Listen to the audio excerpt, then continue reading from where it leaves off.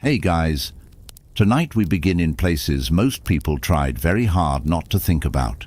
Quiet stone rooms, damp church crypts, muddy plague pits, streets that smelled faintly of wood smoke, horse manure, and something nobody wanted to identify too closely. We are spending the night with the people who handle dead bodies every single day, the grave diggers, the embalmers, the corpse carriers, the plague buriers, the men who washed kings after death, and the women who quietly prepared entire villages for burial while everyone else pretended not to notice them. So before we settle into tonight's extremely cheerful topic, take a second to like the video and subscribe, but only if you genuinely enjoy these sleepy little walks through humanity's endless collection of strange decisions. And tell me in the comments where you're listening from tonight, and what time it is where you are.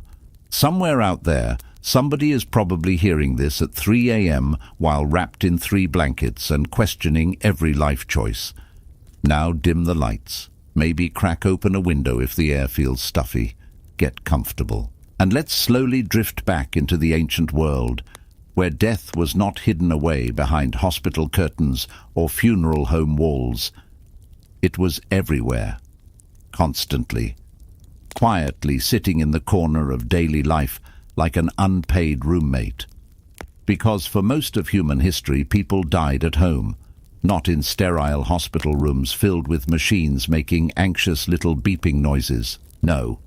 Usually they died in their beds, or on dirt floors, or in fields, or halfway through dinner because medieval medicine was basically guessing with confidence, and once someone died, somebody had to deal with the body, which sounds obvious now, but most people preferred not to think too hard about it. In ancient Egypt, handling the dead was practically an entire industry.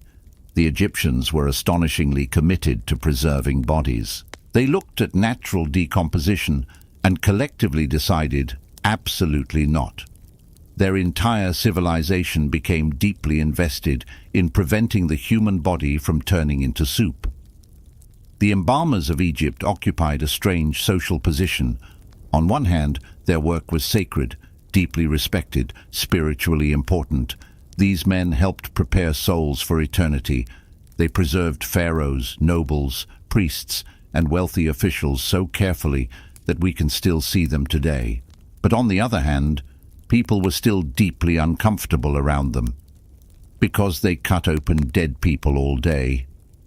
There was always this feeling that death could cling to a person somehow, like bad weather. The embalmers worked in special buildings near the Nile, places filled with oils, linen strips, sharp bronze tools, salts, incense, and a thick smell. First came the washing, then the removal of organs. The brain, famously, was pulled out through the nose using hooks. The liver, lungs, stomach, and intestines were stored in canopic jars. The heart was usually left inside because it contained the soul's intelligence.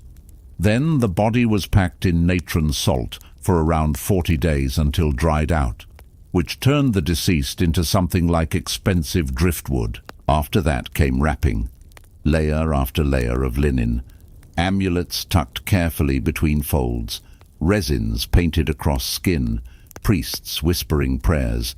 Imagine explaining that to somebody now. What do you do for work? Oh, I spend 12 hours a day carefully dehydrating aristocrats for the afterlife. And nowhere was that clearer than medieval Europe. Now, medieval Europe already smelled terrible under the best circumstances. Sewage, waste, and wet straw. Then came plague outbreaks, which somehow made everything worse. The grave diggers during plague years became the most avoided people in society. During the Black Death, corpse collectors pushed carts through silent streets calling for the dead. Families would carry wrapped bodies outside. Many wore simple cloth coverings over their mouths, which did almost nothing medically, but probably provided emotional comfort. The plague buriers worked in huge trenches outside city walls, mass graves, bodies stacked in layers, sometimes lime scattered between them, and the workers themselves died constantly. Of course they did. You cannot spend all day carrying plague victims without eventually becoming one. But replacements always appeared because poverty is extremely persuasive. Many were prisoners, elderly workers, or men with no better options. Now, interestingly, not all corpse handlers were low status, far from it. Royal courts often employed highly respected specialists. In France and England, royal embalmers handled monarchs with extraordinary ceremony, and royal corpses were complicated, especially when kings died far from home. Take medieval crusader kings, for example. One practice involved boiling the body until flesh separated from bone for safe transport. The bones could then be transported home for burial. This feels horrifying to us now, but medieval nobles considered it practical and respectful. Meanwhile, ordinary village gravediggers lived entirely different lives. Small cemeteries needed constant maintenance. Graves collapsed. Bones resurfaced after heavy rain. Older bones were stacked carefully inside charnel houses. Little buildings filled with skulls and skeletons arranged surprisingly neatly. The workers themselves developed strange humor around their jobs. Familiarity with decay. They probably had to. The brain refuses to survive otherwise. Now let's drift toward another group. Executioners. They occupied one of the strangest social positions in history, necessary, feared, despised. Executioners often inherited the profession. Entire dynasties of state-sanctioned killers existed. Ordinary citizens avoided touching them.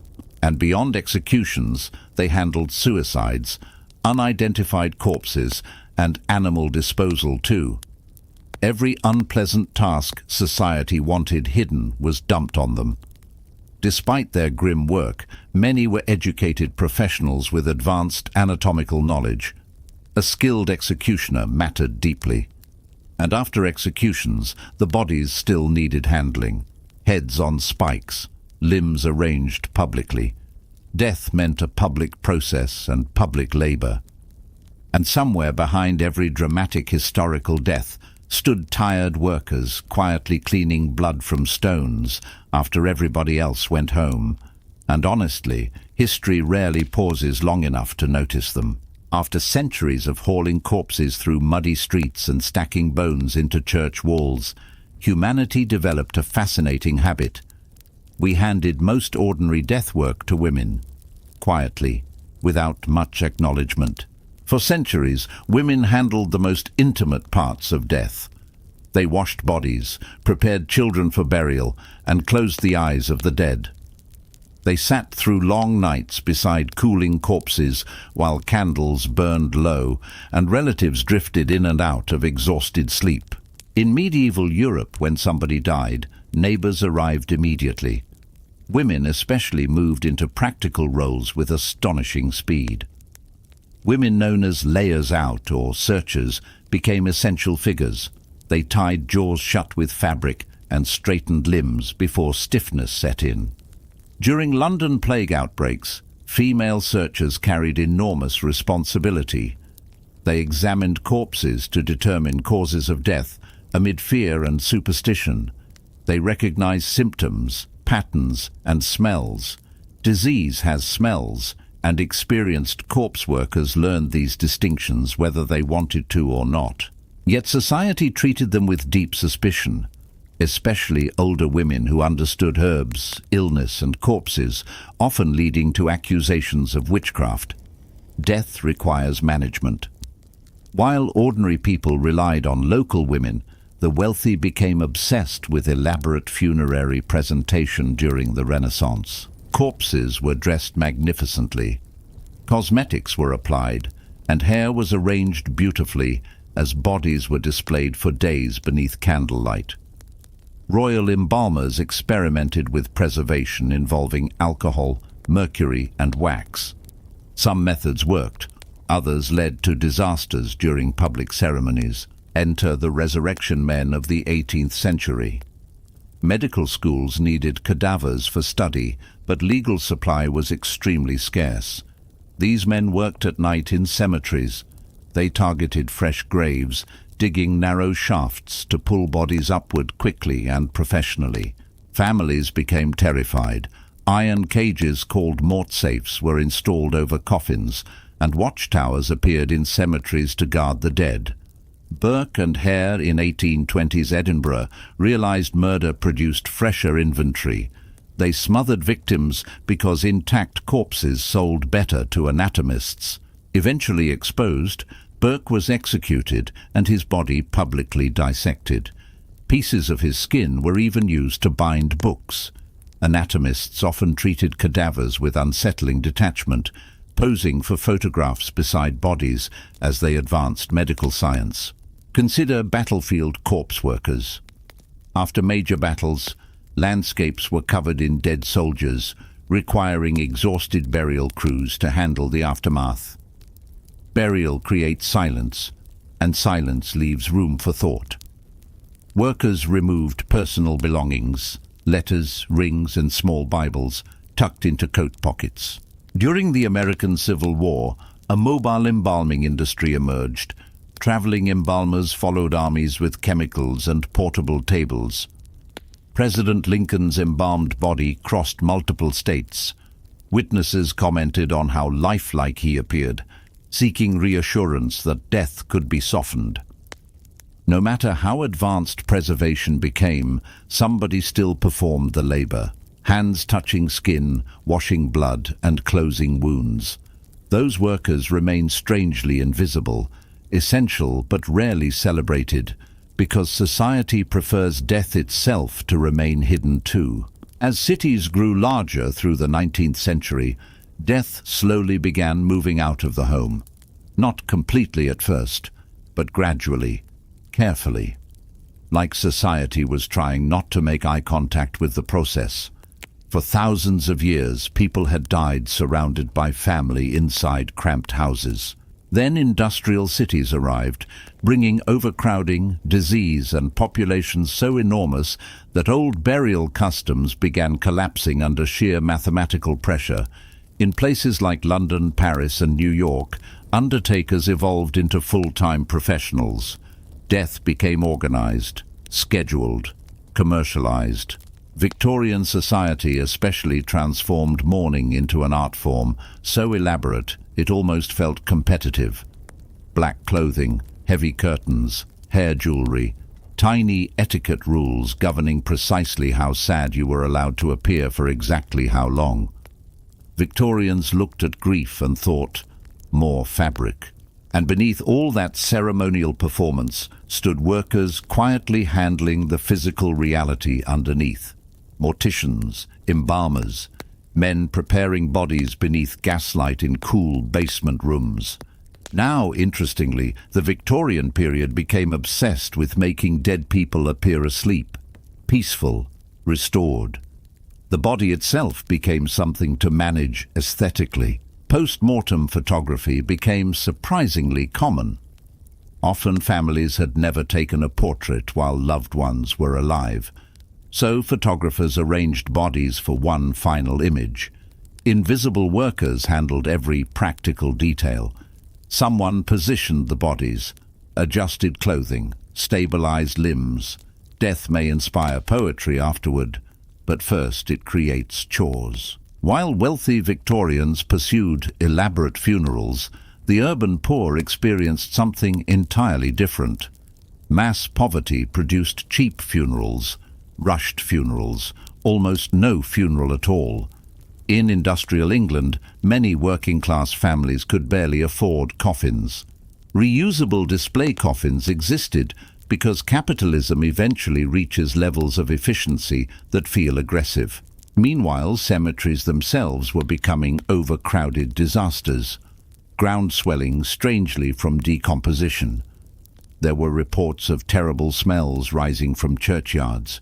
New industries emerged: professional cemetery planners, grave excavators, sanitary reformers, people whose careers revolved around solving the logistical nightmare of mortality. Let's pause in another strange corner of history: the catacombs.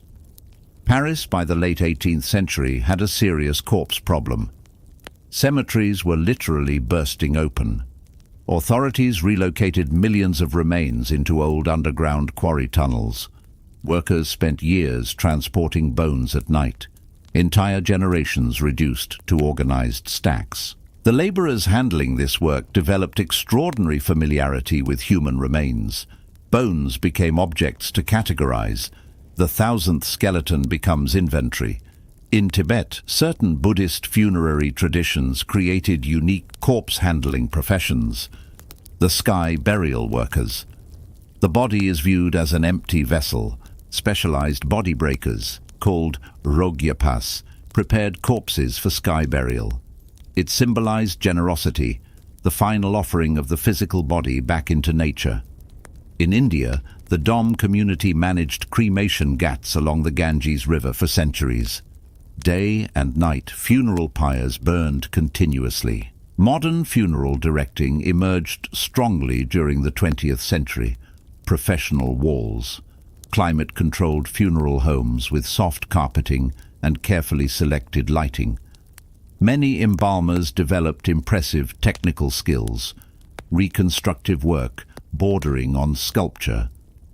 Families wanted loved ones recognizable one final time, and throughout all this, funeral workers remain calm, soft-spoken. There is a particular kind of personality that survives well around death repeatedly.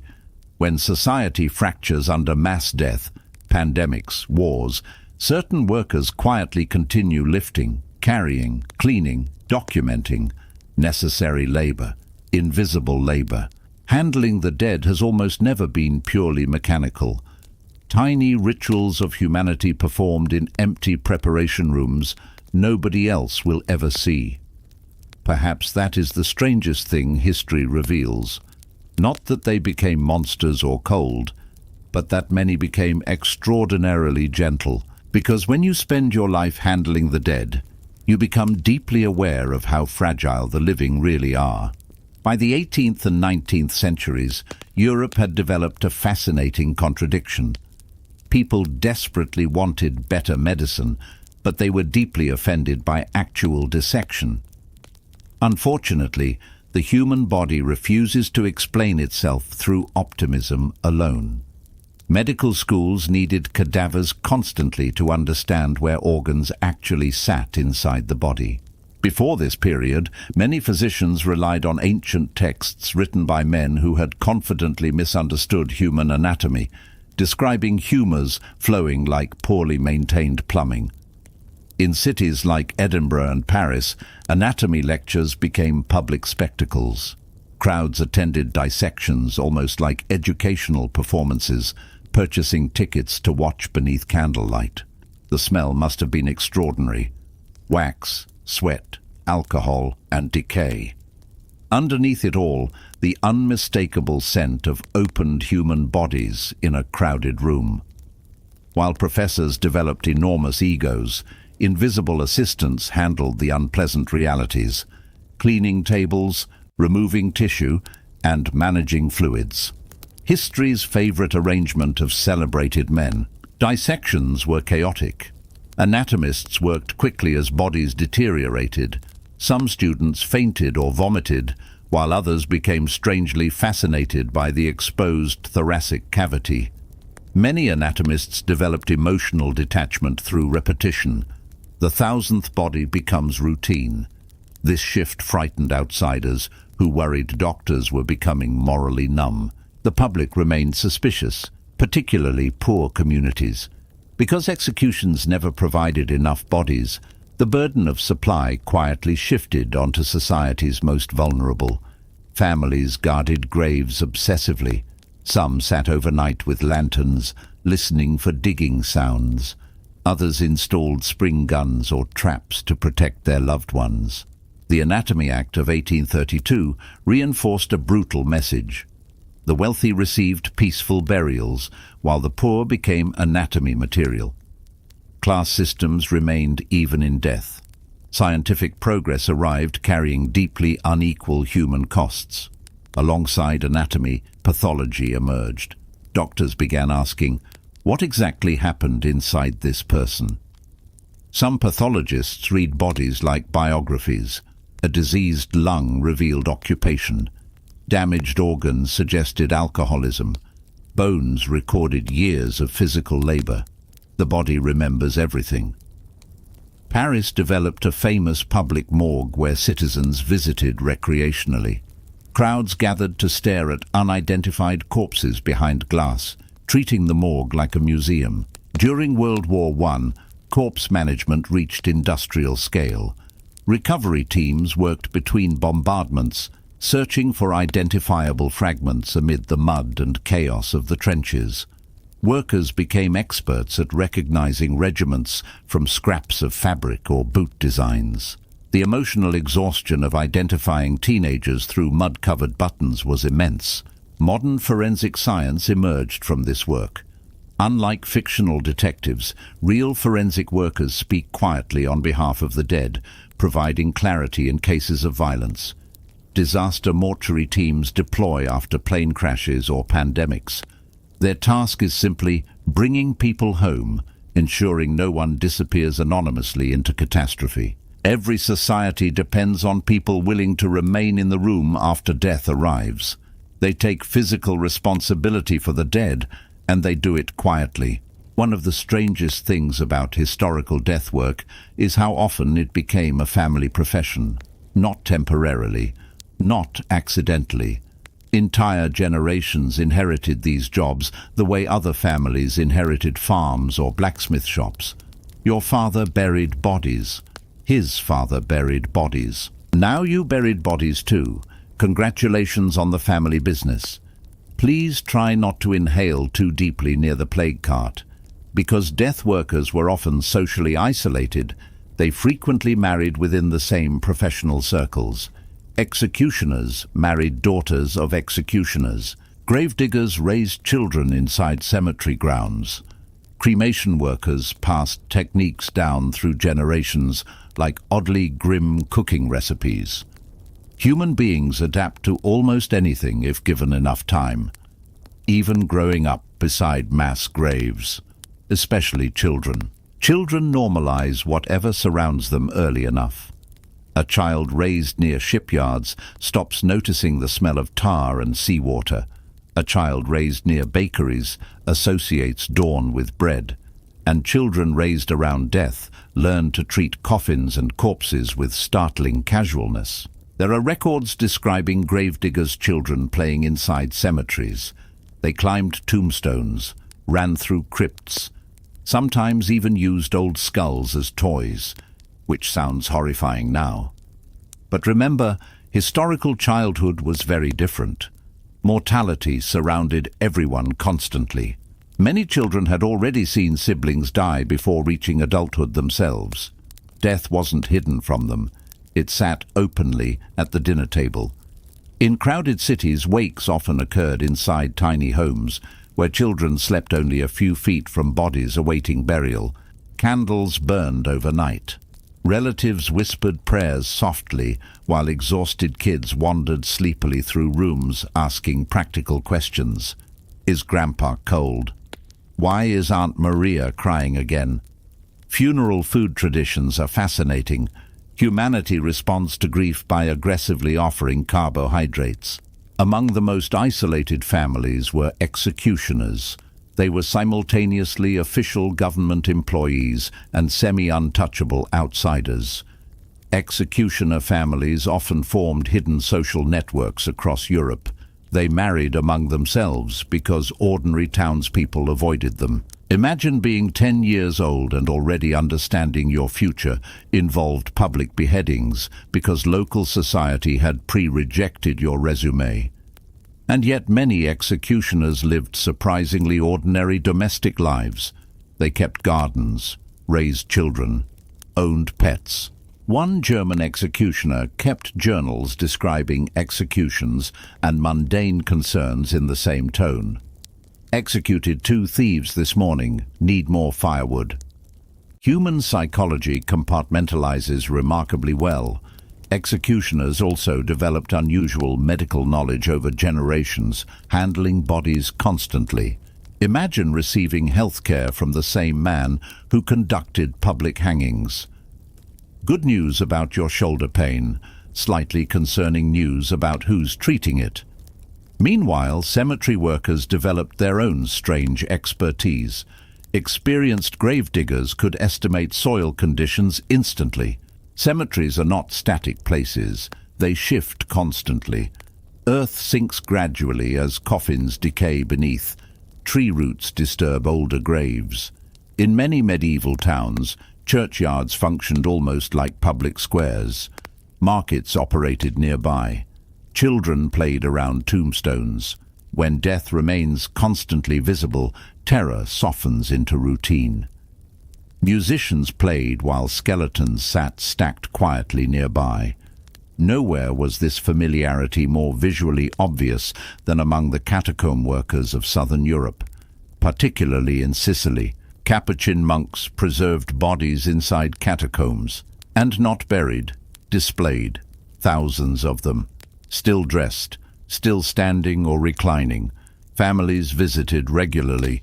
Some even changed clothing on deceased relatives periodically. Grandma's outfit updated 70 years after she died. Modern societies often push mourning toward closure. Older cultures sometimes preferred continuity instead. The dead stayed socially present.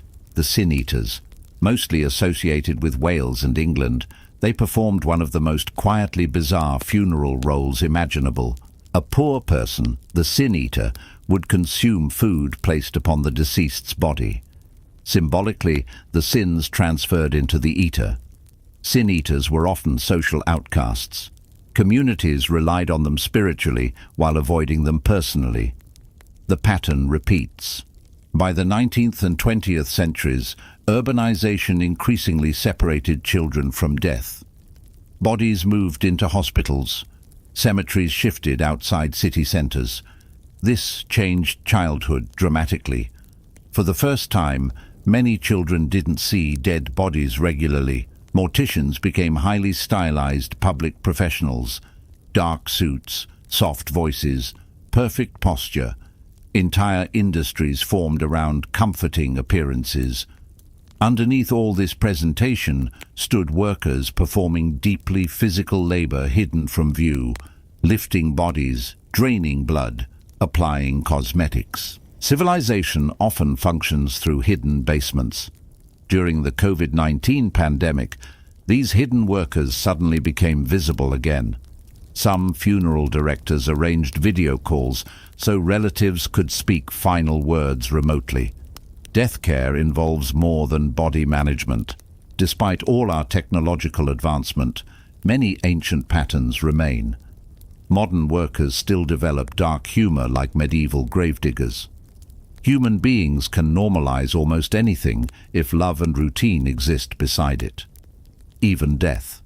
Perhaps especially death. After enough years beside death, many of them arrived at the same strange conclusion. The dead themselves were usually peaceful. It was the living who were difficult. By now the sun has gone down over our little parade of exhausted corpse handlers. The embalmers have packed away their hooks and oils. The plague collectors have finished hauling carts through narrow streets that smell like smoke and cabbage. The execution assistants have scrubbed blood from wooden platforms while trying not to think too deeply about career choices. And somewhere, in a quieter corner of history, another group of workers is beginning their shift. The graveyard watchmen, the bell listeners, the people whose entire job was to sit near the dead and wait for movement, which sounds fake. It sounds like one of those Victorian urban legends people repost online next to blurry photographs of haunted dolls. But no, this was real. Because for a very long stretch of human history, medicine was not especially reliable when it came to determining whether someone was truly dead. And honestly, fair enough. Without modern equipment, things got complicated very quickly. A person could slip into a coma, or suffer from catalepsy, or hypothermia, or certain illnesses that slowed breathing until it became almost impossible to detect. And suddenly, Uncle Jeffrey looked extremely dead while technically still being alive. Just barely. A real inconvenience for everyone involved. So societies developed systems, messy little systems designed to prevent premature burial, because nothing ruins a funeral quite like the deceased filing a complaint afterward. In parts of Europe during the 18th and 19th centuries, waiting mortuaries became surprisingly common. Bodies would not be buried immediately. Instead, they were placed in special buildings where attendants monitored them for signs of life. Imagine the atmosphere. Rows of silent bodies, candles burning low, a sleepy attendant sitting nearby at 3 in the morning, trying not to imagine fingers twitching. And naturally, people developed extremely strange methods for testing whether someone was still alive. Some involved mirrors placed under the nose. Some involved burning feathers. Some involved pouring unpleasant substances into mouths. Because medicine at the time had 2 modes. Maybe this herb helps. And what if we poke him harder? There were also safety coffins, which remain one of the most unsettling inventions humans have ever calmly normalized. These coffins included mechanisms allowing accidentally buried people to signal for help. Little bells attached to strings, breathing tubes, flags that could pop up above ground, tiny emergency systems for the deeply unfortunate. And somewhere out there, a craftsman genuinely advertised these products with complete seriousness. Concerned your loved one may awaken underground? We have solutions. Wonderful.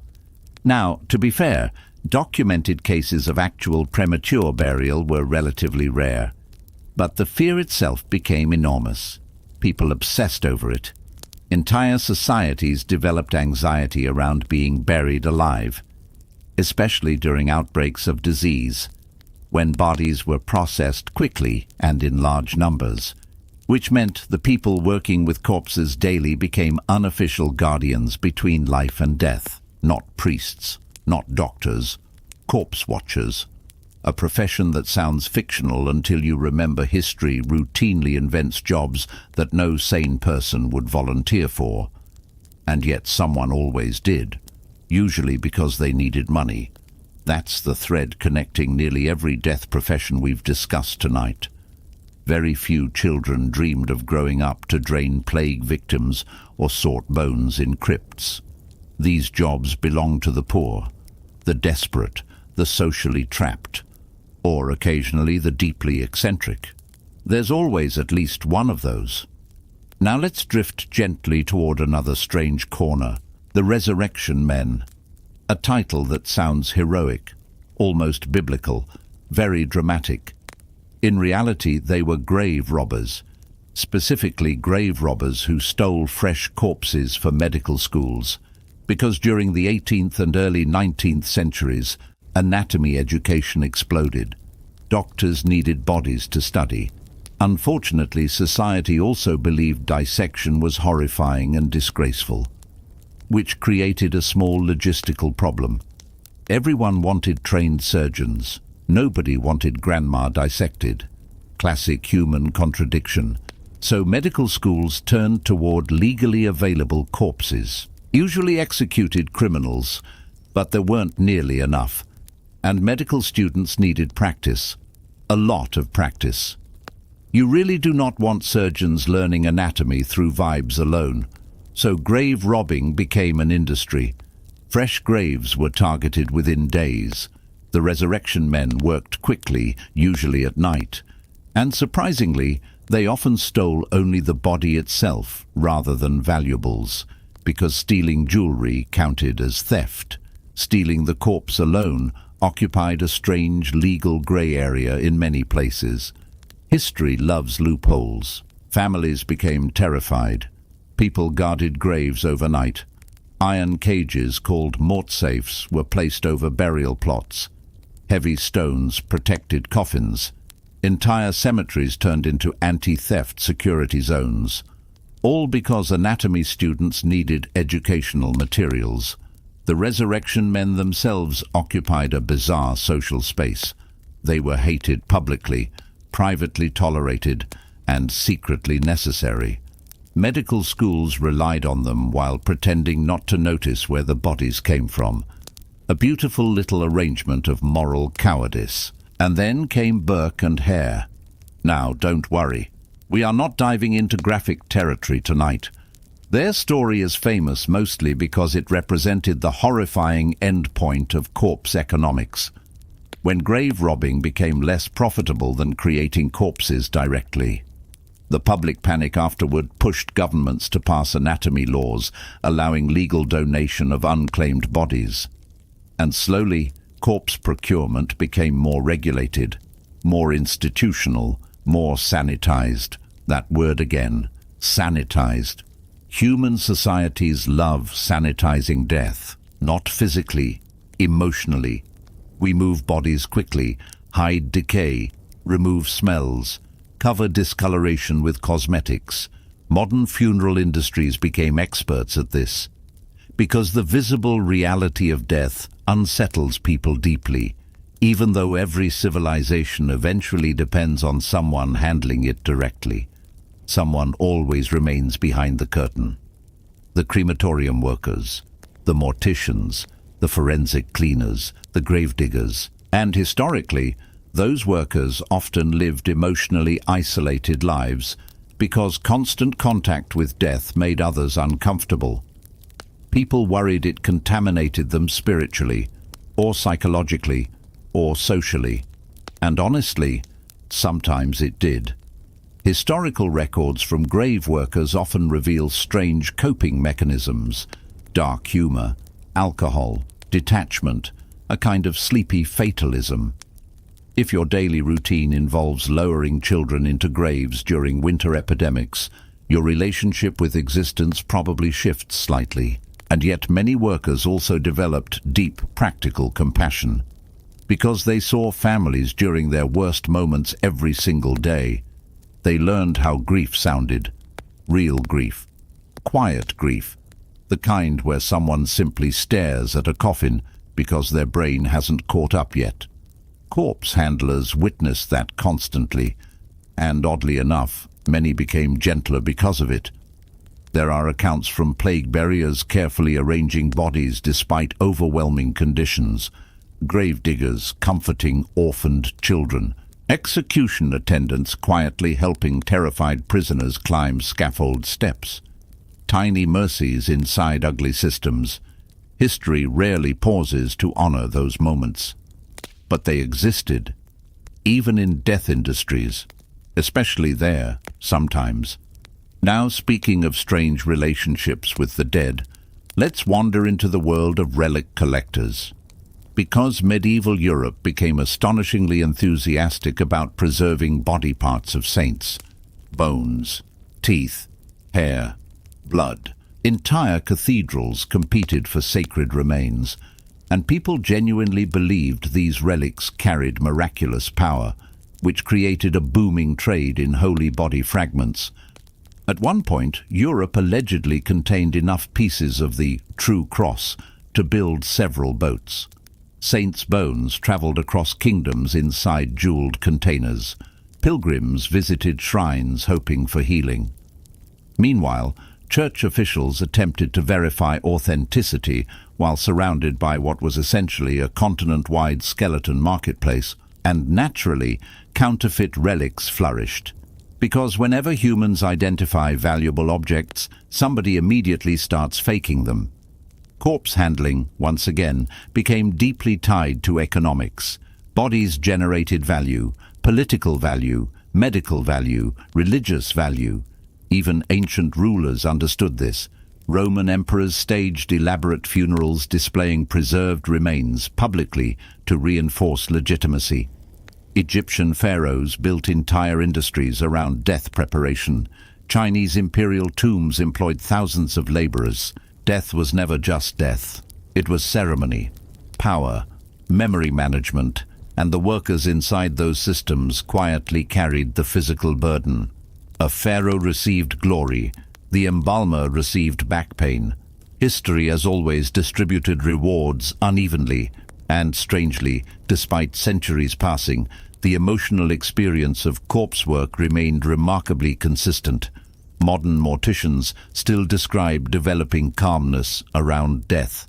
still use humor carefully among co-workers. Imagine spending years preparing bodies, washing faces, closing eyes, straightening hands for grieving families. Eventually, the living probably start seeming fragile in a very specific way. Not scary fragile, just temporary. Now the night is getting quieter. The cemetery paths are cooling beneath damp air. Somewhere a church bell rings slowly across sleeping streets, and our long procession of corpse handlers continues through history. Not heroes exactly, not villains either, mostly workers. People earning wages beside the one universal human experience nobody successfully avoids. Which may be why death professions often developed strange honesty. Titles disappear, beauty fades quickly, power stops mattering. Everybody arrives eventually. Kings, beggars, philosophers, idiots.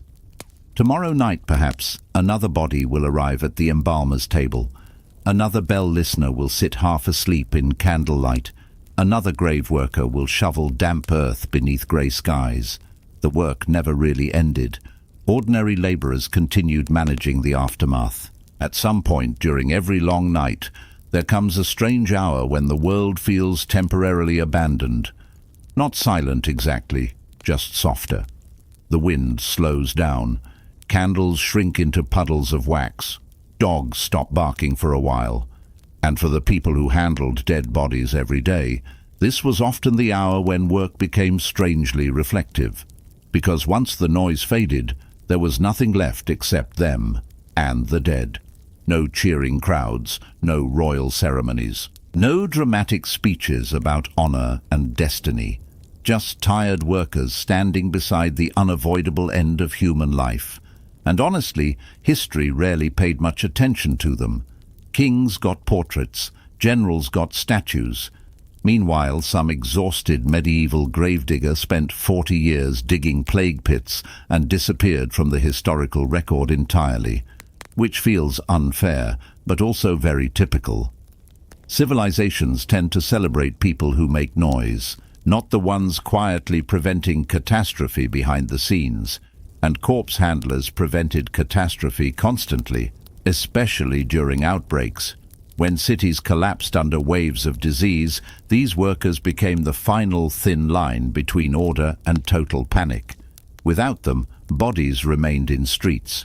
Water became contaminated. Disease spread faster. Even emotionally, their role mattered. Human beings need rituals around death, not because rituals solve grief. They don't. But they give grief structure, a task, a sequence, something to do while the mind struggles to understand what just happened. Wash the body, light the candles, dig the grave, say the prayers.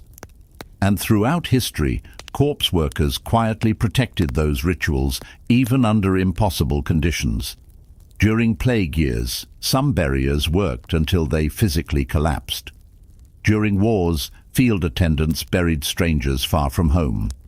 During famines, workers handled more dead in weeks than small villages normally saw in years. And somehow, they kept going. Not because they were fearless. Most weren't. Historical accounts mention corpse handlers becoming deeply anxious, depressed, or emotionally numb. But humans are adaptable in deeply strange ways. Eventually, even horrifying routines become routines. The brain settles into patterns.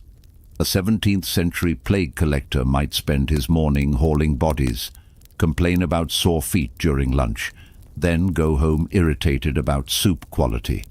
Because daily life keeps moving no matter how bizarre the circumstances become.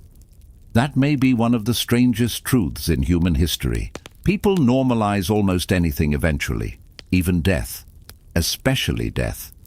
Now, over time, many corpse-handling professions became more medicalized. The old village gravedigger slowly evolved into modern funeral staff. Embalmers became licensed specialists. Anatomists became professional pathologists. The work changed. The smells improved slightly. But emotionally, the core experience remained surprisingly similar. Modern morgue workers still describe the strange calm of nighttime shifts. Still speak gently around grieving families. Still use careful humor among colleagues because otherwise the emotional weight becomes too heavy. And there is weight, not cinematic sadness, not dramatic violin music sadness, just accumulation. Hundreds of faces, hundreds of funerals, hundreds of tiny tragedies passing through ordinary rooms under fluorescent lighting. A mortician may prepare a businessman in the morning, a teenager in the afternoon, a grandmother by evening, and somehow continue functioning. That requires emotional balance most people never think about. Interestingly, many people who work around death describe becoming less afraid of it over time, not eager for it, just less frightened. Because death stops feeling abstract once you encounter it daily. It becomes physical, practical, human, a process instead of a monster. And perhaps that's one reason corpse workers have always occupied such an unusual place in society. People simultaneously fear them and rely on them. Ancient Romans sometimes viewed undertakers as ritually impure. Medieval executioners were isolated socially. Even modern funeral workers occasionally notice people becoming awkward after learning their profession. Conversation changes instantly. Oh, wow. That must be interesting, which is polite language for, I no longer know how to continue this dinner conversation, and honestly, fair enough. Most people spend enormous energy avoiding thoughts about mortality. Meanwhile, corpse handlers spend entire careers inside those thoughts. They become translators between the living and the dead. Quiet, logistical translators, not mystical ones, despite folklore trying very hard to make them mystical. Every culture eventually invents ghost stories around death workers, the cemetery caretaker who sees spirits, the embalmer who hears voices, the gravedigger haunted by lanterns at night. Some stories emerged from fear, some from loneliness, and some probably emerged because exhausted workers in candlelit cemeteries occasionally imagined things moving in peripheral vision, which would happen to literally anyone, especially after 12 hours surrounded by coffins. But beneath the ghost stories sat a simpler reality. Most corpse workers were ordinary people, people with bills, children, back pain, people who argued with spouses, complained about weather, wanted stronger boots. History often forgets that. We imagine the past as grand and theatrical, but most historical workers still woke up tired and wished they could stay in bed another hour. Even the plague buriers. And through all of this runs another strange truth. The dead themselves changed history constantly, not intentionally, but physically. Corpses shaped urban planning, religious customs, medical science, public health systems. Ancient cemeteries determined road layouts, mass graves altered political memory, royal tombs became propaganda. Even modern cities hide enormous forgotten burial grounds beneath roads and apartments. Human civilization is built quite literally on layers of previous humans. A comforting thought before sleep. Somewhere beneath London, Paris, Rome, and dozens of older cities, millions of bones still rest quietly underground. Former merchants, children, soldiers, midwives, tax collectors nobody liked. And for centuries, workers tended those dead, moved them, catalogued them, protected them when possible. The Paris catacombs alone required teams to carefully relocate remains. Imagine that assignment. Good news, Pierre. You'll be organizing 6 million skeletons. An organizational nightmare. Very quiet co-workers, though, and strangely beautiful in a solemn way. Rows of bones stacked carefully beneath the earth while the noisy city continued above. That contrast appears everywhere in corpse history. The living rush constantly, the dead remain still, and the workers move between both worlds carrying practical responsibilities no one else wants. There's something oddly noble about that. Not glamorous, definitely not glamorous, but necessary, because someone must do the final tasks. Someone must close the coffin, carry the stretcher, sweep the chapel floor after everyone leaves. History remembers coronations loudly. It remembers funerals softly. And it remembers the workers behind those funerals barely at all. So tonight, as our journey through death work finally settles toward its end, perhaps it's worth pausing briefly for those forgotten laborers. The embalmers with stained hands, the exhausted plague collectors, the resurrection men sneaking through graveyards, the execution assistants trying not to slip on wet scaffold boards.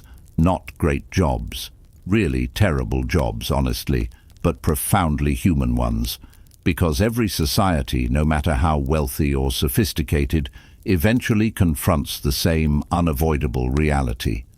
Bodies remain after people leave, and someone has to care for them, quietly, patiently, day after day, long after kings disappear from memory, long after empires collapse into ruins. The work continues. A grave still needs digging. A coffin still needs carrying. A family still needs someone calm in the room. And somewhere tonight, under fluorescent lights or candlelight or the pale glow of dawn, another worker begins another ordinary shift among the dead. Not because they are fearless, not because they enjoy mortality, but because history has always depended on people willing to stand close to the things everyone else tries not to see. And now the cemetery gates are closing for the evening. The lanterns are dimming one by one. The last wagon wheels creak softly down an empty road, so maybe pull the blanket a little closer. Let the world grow quieter around you, and as sleep slowly settles in, leave behind the kings and wars and grand monuments for a while.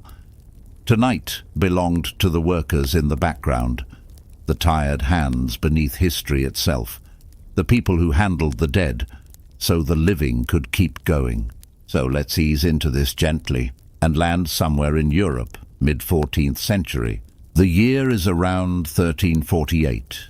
The streets are narrow, the air is ambitious, and by ambitious, I mean it smells like a very determined mix of animals, people, and things no one wants to identify. And into this already questionable atmosphere arrives the Black Death.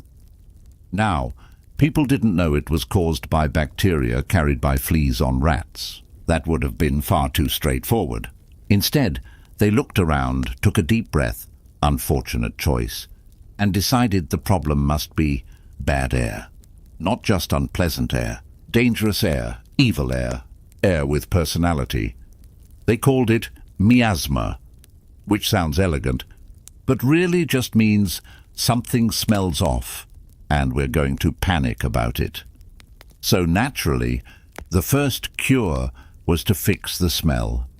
People believed that if the air was the problem, then better smells would solve everything, which is kind of like trying to fix a house fire by lighting a scented candle. But confidence was high. Doctors who wore long robes and looked extremely official began recommending that people carry around nice-smelling things. Flowers were popular. Herbs, too.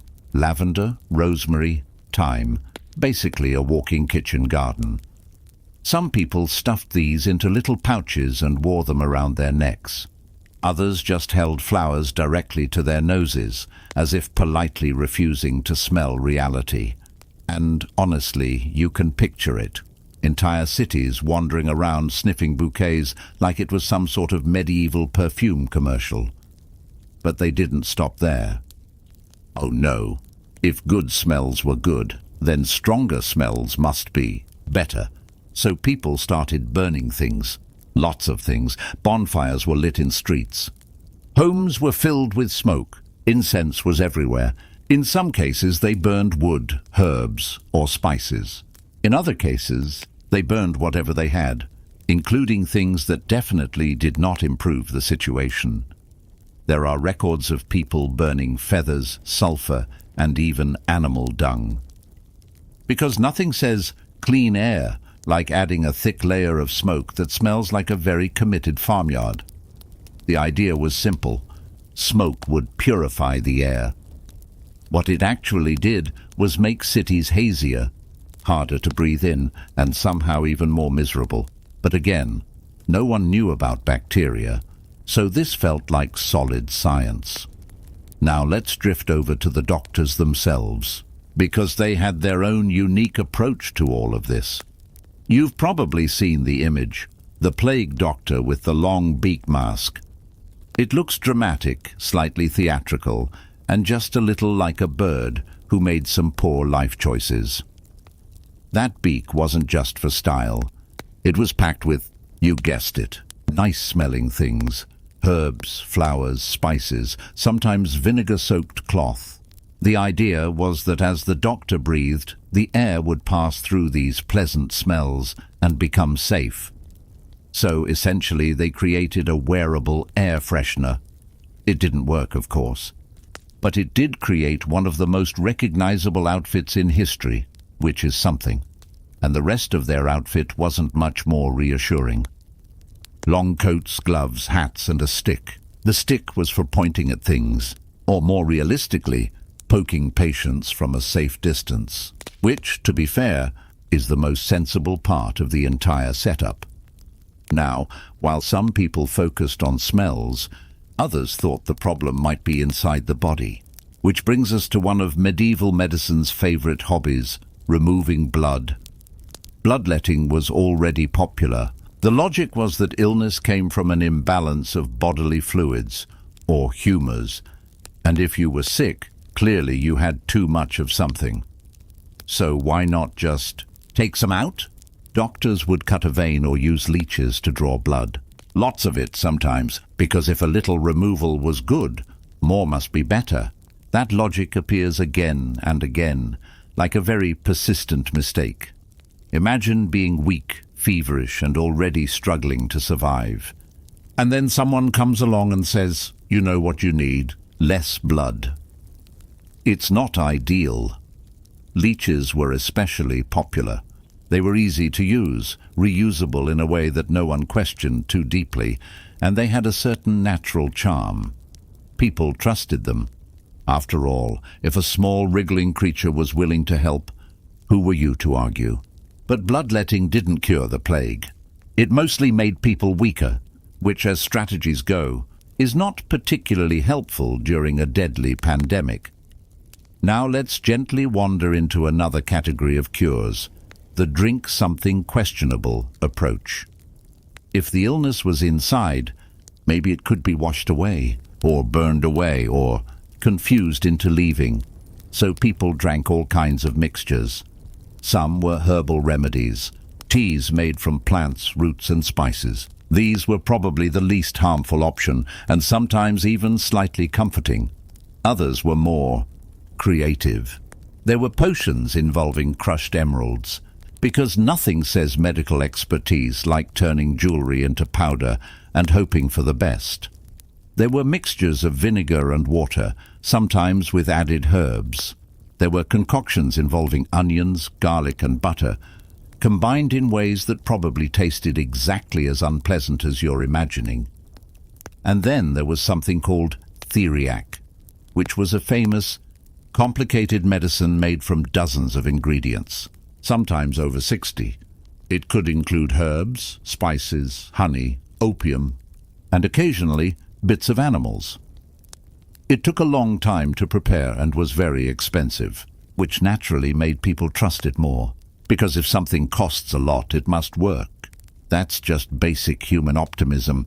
Theriac didn't cure the plague either, but it did give people something to do and something to believe in, which during a crisis can feel almost as important. Now, let's float over to a slightly more dramatic approach, one that involved personal reflection, or more accurately, collective guilt. Because many people believed the plague wasn't just a physical problem, it was a spiritual one. God, they thought, was not pleased. And when God is not pleased, medieval Europe had a very specific solution: public displays of regret. Enter the flagellants. These were groups of people who traveled from town to town, whipping themselves in public. Yes, really. They would walk through the streets, chanting, praying, and striking their own backs with whips. The idea was to atone for sins, their own and everyone else's. Because if the plague was punishment, then maybe enough suffering would convince God to stop. It's a very intense strategy, and also, unfortunately, not effective against bacteria. But it did spread something else, more disease. Large groups of people traveling together, gathering crowds, moving from place to place. It was basically the opposite of social distancing. Still, at the time, it felt meaningful. It gave people a sense of control, even if that control was mostly symbolic. Now, not everyone turned inward. Some people looked outward and decided that someone must be to blame. This is where things take a darker turn, though we'll keep it gentle. Certain groups were accused of causing the plague on purpose. Rumors spread that wells had been poisoned, that conspiracies were everywhere. These accusations led to fear, and fear led to very unfortunate actions. It didn't cure the plague. It just added more suffering to an already difficult situation. But again, it shows how people tried to make sense of something invisible and overwhelming. When you can't see the cause, you start inventing one. Now, let's come back to something a bit calmer, something almost practical. Some people noticed that the disease spread from person to person. Not everyone, but enough to raise an eyebrow. So they tried something new, avoiding each other. It sounds obvious now, but at the time it was a surprisingly fresh idea. Cities began to isolate the sick. Ships were kept waiting before entering ports. Travelers were watched carefully. This is where the word quarantine comes from. It was based on the idea of 40 days, 40 giorni in Italian. 40 days of waiting just in case. And here, finally, we get a glimpse of something that actually helped. Not perfect, not fully understood, but moving in the right direction. Of course, it wasn't consistent.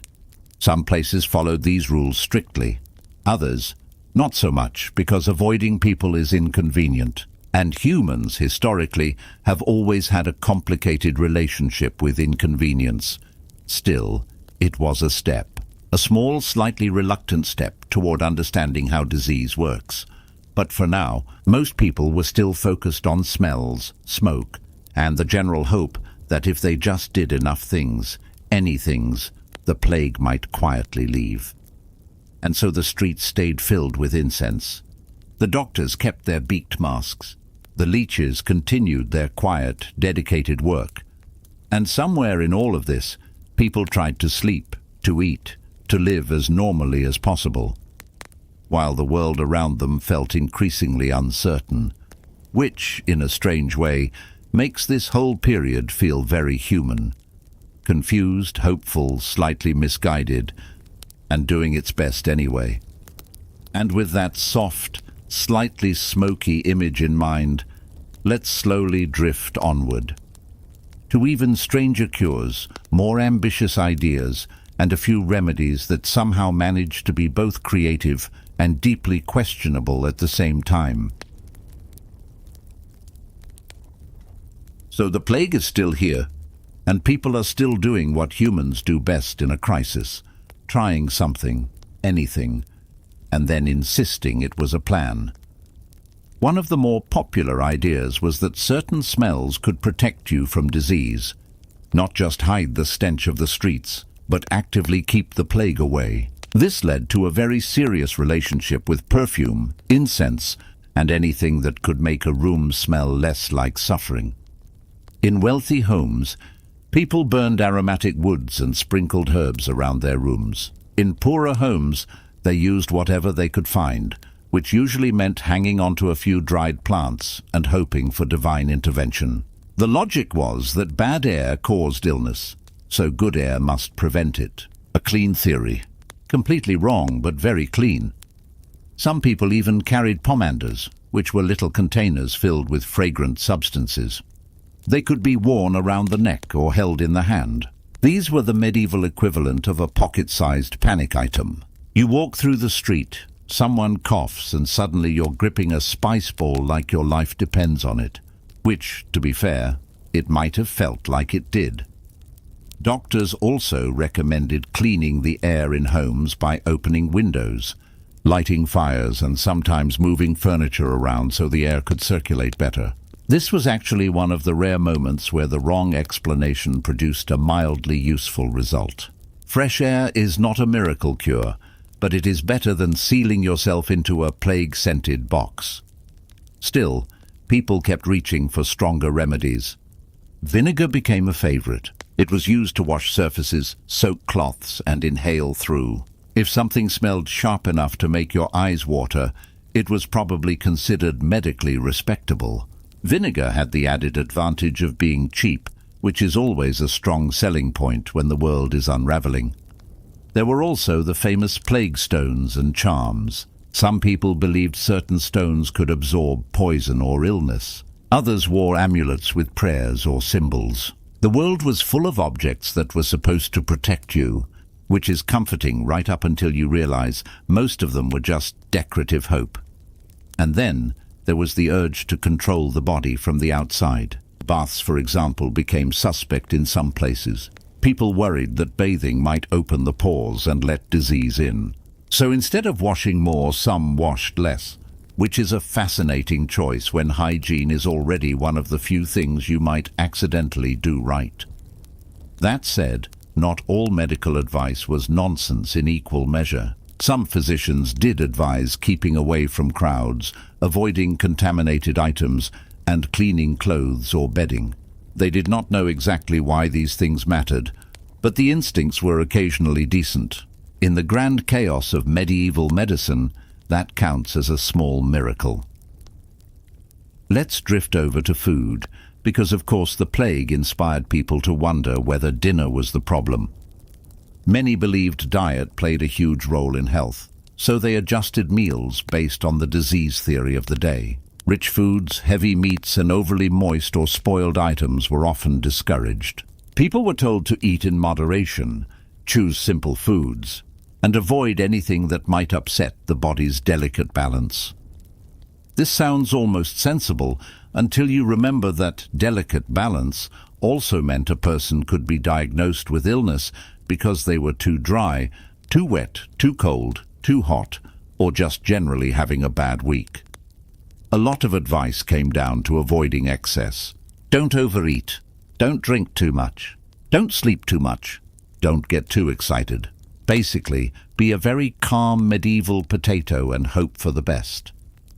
Some people turned to religious rituals for protection. They attended mass, prayed, carried relics, and asked saints for help. Processions were held in some places. People walked together through towns, singing and praying, hoping to persuade heaven to intervene. It must have been a strange sight. Entire communities marching in the streets, trying to outpray a microscopic enemy they could not see and did not understand. And of course, the more panicked people became, the more likely they were to grab onto any ritual that promised safety. Human beings have always loved a ceremony, especially when the alternative is admitting they have no clue what is happening. Some physicians, meanwhile, leaned into astrology, because if the plague was not caused by bad air, blood imbalance, divine anger, or poisonous smells, maybe the stars had done it. Why not add the heavens to the list of suspects? This was not exactly an age of modest explanations. They made charts, studied planetary alignments, and chose treatment times based on what the sky looked like. This is the same basic instinct that leads modern people to blame a bad day on Mercury, except now with more robes and fewer smartphones. In certain places, people also used fire as a defense. They burned the belongings of the sick, fumigated houses, and tried to cleanse spaces with heat. The plague was treated like something invisible and stubborn that might be driven out by enough smoke, flame, and dramatic effort. Unfortunately, disease is not particularly impressed by theatrics. One of the strangest parts of all this is how much of plague medicine was based on transformation. If the disease came from corruption, then the cure had to purify. If it came from imbalance, The cure had to restore harmony. If it came from poison, then people needed antidotes. So every treatment was trying to reverse a hidden problem, even when the hidden problem was not remotely what they thought it was. That's why so many remedies involved combinations. A person might be bled, then given herbs, then told to pray, then warned not to bathe, then instructed to inhale vinegar, then advised to avoid sunlight, then told to sleep with a talisman under the pillow. At a certain point it becomes less like medicine and more like a very anxious scavenger hunt. Yet people kept going. Because they had to. There was no backup plan, no antibiotics, no germ theory. No little lab tests telling anyone what was actually going on. Only pattern, superstition, tradition, and the desperate hope that one of these things, somewhere, would work. And some remedies were at least logical in a sideways kind of way. Isolating the sick helped. Quarantines helped. Clean air, to the extent that it meant not crowding into filthy rooms, probably helped a bit. Avoiding contact with bodies and clothes from infected people helped too, even though no one could explain the mechanism properly. But the medieval world mixed these useful instincts with a whole mountain of mistakes. That was the pattern. A decent idea would appear, then get wrapped in smoke. Prayer, astrology, animal parts, and a deeply committed misunderstanding of how disease moves through human populations. So the result was a strange blend of insight and nonsense. The plague became a crisis of medicine, religion, politics, and fear all at once. And people reached for whatever seemed available, whether that meant a herb, a saint, a stone, a fire, or a very expensive potion that tasted like a spice cabinet fell into a swamp. And still, the sickness kept spreading. So let's keep moving slowly into the next layer of this mess. The official responses, the royal panic, and the grand human habit of turning a disaster into a bureaucracy. As the plague continued, towns and kingdoms started doing what governments always do when faced with a crisis. They made rules, posted officials, and hoped paperwork could outpace reality. Some cities required travelers to wait before entering. Ships could be held offshore. Goods could be inspected. People were watched, questioned, and occasionally turned away entirely. This was not kindness exactly. It was fear with a clipboard. But it did matter. These were some of the earliest public health measures that moved beyond individual superstition and into collective control. Not perfect control, of course. Human beings were still human beings, and enforcement was uneven at best. Still, the idea that disease could spread through contact was beginning to poke through all the smoke and incense. Cities also began creating special spaces for the sick. In some places the ill were separated from the healthy. Houses were marked. Streets were avoided. Certain neighborhoods became areas of dread, which is a remarkably efficient way to make everyone feel like they live in the wrong part of town. The wealthy often had better access to treatment, better food, and more space.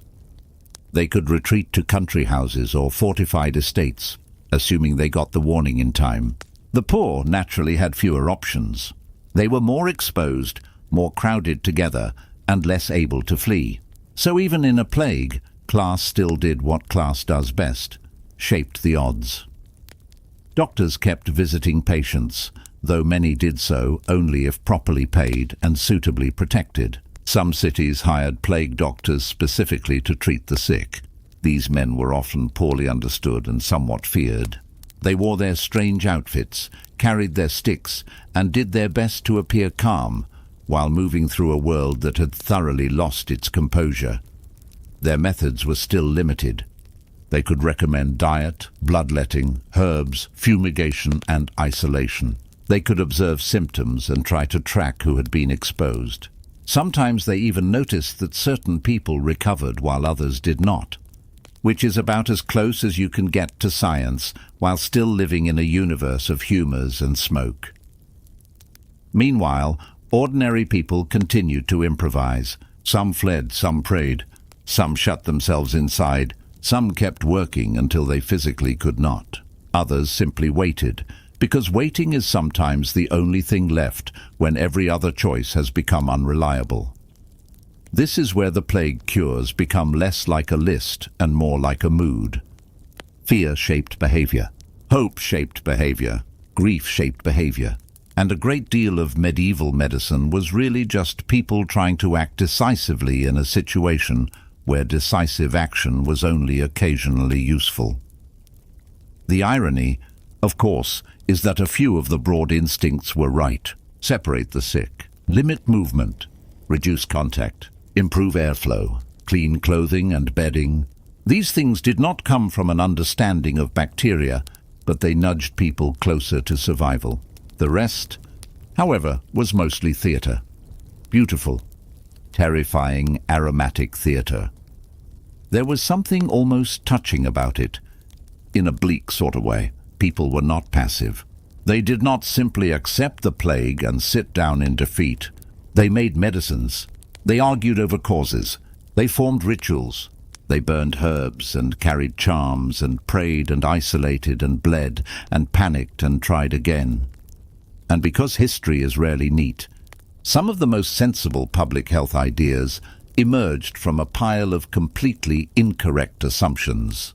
That is very on brand for humanity. We often stumble toward truth while insisting we already know everything. So when we look back at how people tried to cure the plague, the answer is not one thing. It is a whole collection of things: smells, smoke, bloodletting, herbs, prayer, astrology, quarantine, isolation, charms, vinegar, fumigation, panic, bureaucracy, and the occasional accidental good idea hiding inside a pile of very bad ones. Eventually, people would learn more, much more. Germ theory would come much later, and modern medicine would finally explain what medieval people could only guess at from the sidelines of disaster. But during the plague years, the world was still guessing. And guessing is a strange, exhausting way to survive. So that's where we'll let this one rest. In the middle of a world covered in incense, fear, and earnest nonsense, where people tried to cure the invisible with whatever they had in hand. And, in a way, that's the whole story.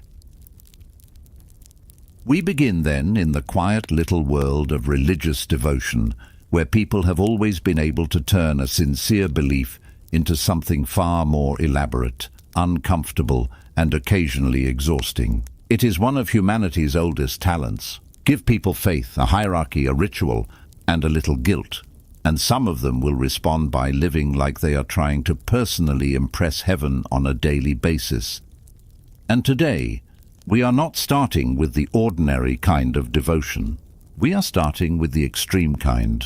The sort of devotion that makes a normal monastery look almost casual. The sort that involves long vigils, sleepless nights, harsh fasting, self-denial, and the deeply committed idea that if 1 ounce of comfort is removed from life, the soul will somehow become shinier. Of course, that is not always how it worked, but people believed it. And belief is a powerful thing, especially when it's been reinforced by centuries of sermons, saints, and the quiet horror of looking at your own mortal body and deciding it needed to be corrected. So let us drift gently into the medieval and early modern world, where religion was not just something people attended on Sundays. For many, it shaped every hour, every meal, every garment, every word, and for a few, especially intense souls, it became a total way of life, one that rejected comfort so thoroughly it almost seemed to reject the body itself. Some people entered convents and monasteries. That part was not unusual, but within those walls, devotion could take on a very determined shape. Nuns and monks often followed strict rules, and some communities embraced discipline with a seriousness that would make a modern boot camp look relaxed. They slept on hard surfaces. They rose before dawn. They prayed for hours. They fasted for long periods. They wore coarse clothing. They kept silence. They denied themselves luxuries, pleasures, and in some cases adequate food. Because why stop at being holy when you can also be cold, hungry and mildly miserable all the time. Now, there is something almost tender about the idea of people trying to discipline themselves into sainthood. But in practice, it could become very intense very quickly. Religious devotion was not only about obedience, it was also about imitation. Many devout people wanted to live like saints, or martyrs, or Christ himself. And that meant suffering was often treated not as something to avoid, but as something spiritually useful. This is where things start to get strange. Take fasting, for example. Fasting was common in many religious traditions, and on its own it could mean restraint, penance, or preparation. But extreme devotion turned fasting into a contest with the body. Some holy people limited themselves to the barest amount of food. Others rejected rich meals entirely. Some ate only bread, herbs, or a tiny portion of vegetables. In certain cases, the person's body became visibly weaker, but the spiritual reputation grew stronger. There were women, especially in late medieval Europe, who became known for miraculous fasting. Some of them claimed they could survive on the Eucharist alone, that is, on spiritual communion rather than ordinary food. To believers, this was proof of divine favor. To anyone with a medical background, it looked more like a body being pushed to its limits and then praised for still standing up. One of the most famous examples is Catherine of Siena, who lived in the 14th century and became renowned for her intense piety. She practiced severe fasting and mortification. She was deeply religious, widely respected, and absolutely not someone who believed in moderation when it came to devotion. Her spiritual life was so demanding that it often left little room for ordinary comfort. She was admired for it, which tells you a lot about the age. If a person looked healthy and well-rested, perhaps they were not trying hard enough. Then there were the recluses and anchoresses, people who chose to withdraw from ordinary society almost completely. An anchoress might be enclosed in a small cell attached to a church. Sometimes the cell had tiny windows for food, light, and conversation with the outside world. The rest of life was reduced to prayer, contemplation, and isolation. That sounds peaceful until you realize how absolute it was. These people weren't merely living quietly. They were literally sealing themselves into a religious life, often permanently. No casual strolls, no dinner parties, no neighborhood gossip except through a little opening in the wall.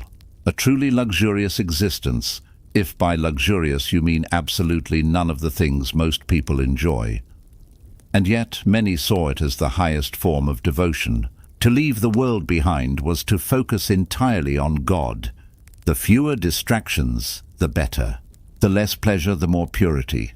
The more hidden the life, the more visible the holiness, at least to those who admired that sort of thing.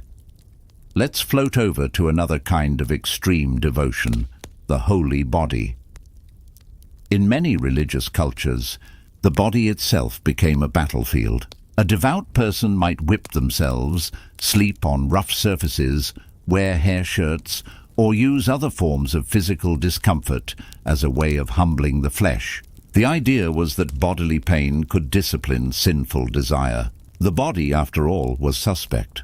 It wanted things. It was needy. It ate, rested, lusted, and complained. Not a good look for someone trying to become spiritually transcendent. So some people treated the body like a problem that had to be managed aggressively. Hair shirts are a particularly grim little invention. They were made from rough material that irritated the skin. People wore them under their clothes as a private discomfort. Imagine spending your day quietly trying to be virtuous while a scratchy garment keeps reminding you that holiness is, apparently, itchy. Then there was flagellation, or self-whipping, which appeared in different forms across religious history. Sometimes it was private, sometimes public, and sometimes tied to dramatic periods of repentance. People hoped pain would cleanse sin. It was an intensely embodied form of devotion, and from the outside, it can look very strange indeed. A person deliberately injuring themselves in the hope of reaching moral clarity. That logic made sense to many people at the time. Suffering had meaning. Christ had suffered. The saints had suffered. The martyrs had suffered, so perhaps suffering, chosen voluntarily, was a way to move closer to the divine. The trouble, as always, is that once an idea becomes admirable, someone will inevitably decide to take it further. This happened again and again. A fast becomes a starvation. A vow of silence becomes a lifetime of isolation. A simple act of penance becomes a total lifestyle. The spiritual goal remains noble, but the practical result becomes increasingly difficult to live through. And yet the people who did this were not necessarily fools or fanatics in the modern sense. Many were highly intelligent, deeply sincere, and fully embedded in a worldview where the afterlife mattered more than the present one. If eternity was real, then a little earthly misery seemed like a bargain.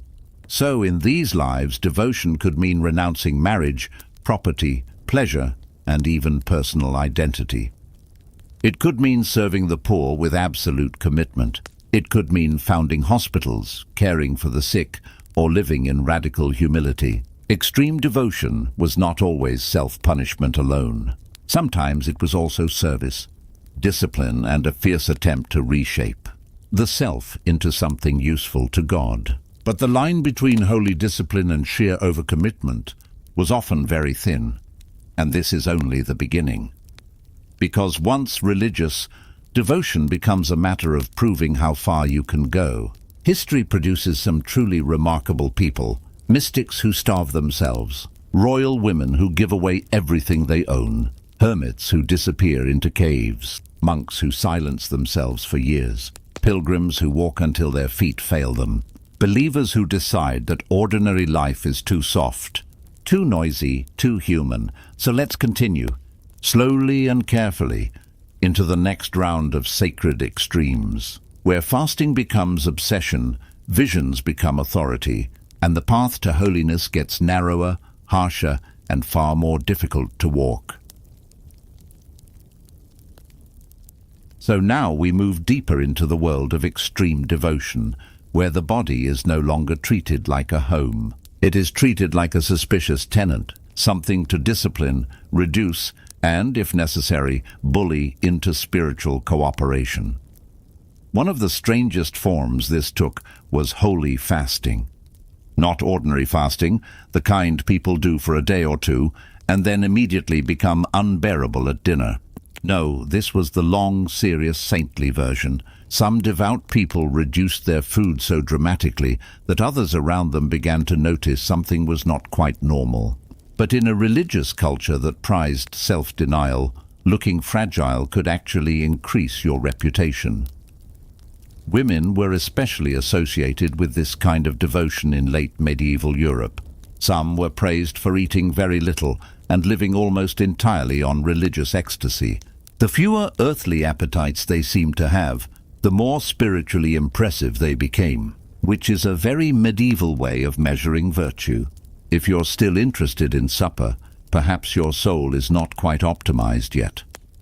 One famous example is Angela of Foligno, an Italian mystic whose life turned from wealth and comfort towards severe penitence after a religious conversion. She embraced harsh discipline, intense prayer, and a devotional life that became increasingly consumed by spiritual longing. Her story is not unusual in the sense that she was utterly committed, but unusual in the sense that she took commitment and then walked it into the deepest possible end of the hallway. Then there is Catherine of Siena again, because she simply refuses to stay in one category. She not only fasted severely, but also engaged in other forms of bodily denial. Her devotion was fierce, exhausting, and relentless. She wanted holiness with no padding, no cushion, no compromise. The body, in her view, could be a distraction from God, and therefore had to be handled with suspicion. Her life became a kind of holy pressure system. The outside world may have been busy, but she was trying to become as spiritually concentrated as possible. And of course, this raises the obvious issue: when is fasting a devotional practice, and when is it simply a crisis? Medieval people did not always draw that line clearly. If someone lived on almost nothing, they might be regarded as miraculous rather than unwell. If they claimed visions, That could be interpreted as divine favor. If their body became weak, that weakness might itself be read as evidence of sanctity. It is a very efficient way to turn severe deprivation into prestige. That same logic carried over into mysticism. The more intensely a person seemed to experience God, the more unusual their life could become. Visions, trances, raptures, and ecstatic prayer were not fringe phenomena. They were part of the spiritual landscape. Take Julian of Norwich, for instance. She had a series of visions during a serious illness, and later wrote about them with remarkable calm and theological depth. Her work is not extreme in the same physical way as some other devotees, but it shows another form of religious intensity, long, inward, relentless contemplation. She withdrew from ordinary life and developed a deeply focused devotional existence. She is one of those figures who makes holiness look less like drama and more like quiet endurance. And quiet endurance, in a way, is its own extreme. Then there were the anchorites and recluses, who took withdrawal to an almost architectural level. An anchoress might be enclosed in a small room and remain there for the rest of her life. A narrow world, certainly, but one that was intentionally narrow. Some cells were attached to churches, allowing the recluse to participate in religious life while remaining apart from society. The symbolism was powerful. The world could not distract you if you were physically separated from it. No temptation, no gossip, no market noise. Just walls, prayers, and time passing slowly, as it tends to do when one has committed to sanctity by means of interior decoration and permanent confinement. In some cases, people even treated these recluses as living holy objects. They sought advice, prayers, blessings. A person who had removed themselves from society could become spiritually central to it. That is one of the great medieval paradoxes. The farther you pulled away from ordinary life, the more authority you might gain over it. Now let's float over to a different kind of devotion. The monastic life taken to an almost athletic extreme. Monks and nuns lived under rules. Yes, but some orders emphasized discipline with remarkable seriousness. Silence, prayer, labor, obedience, and simplicity were all part of the program.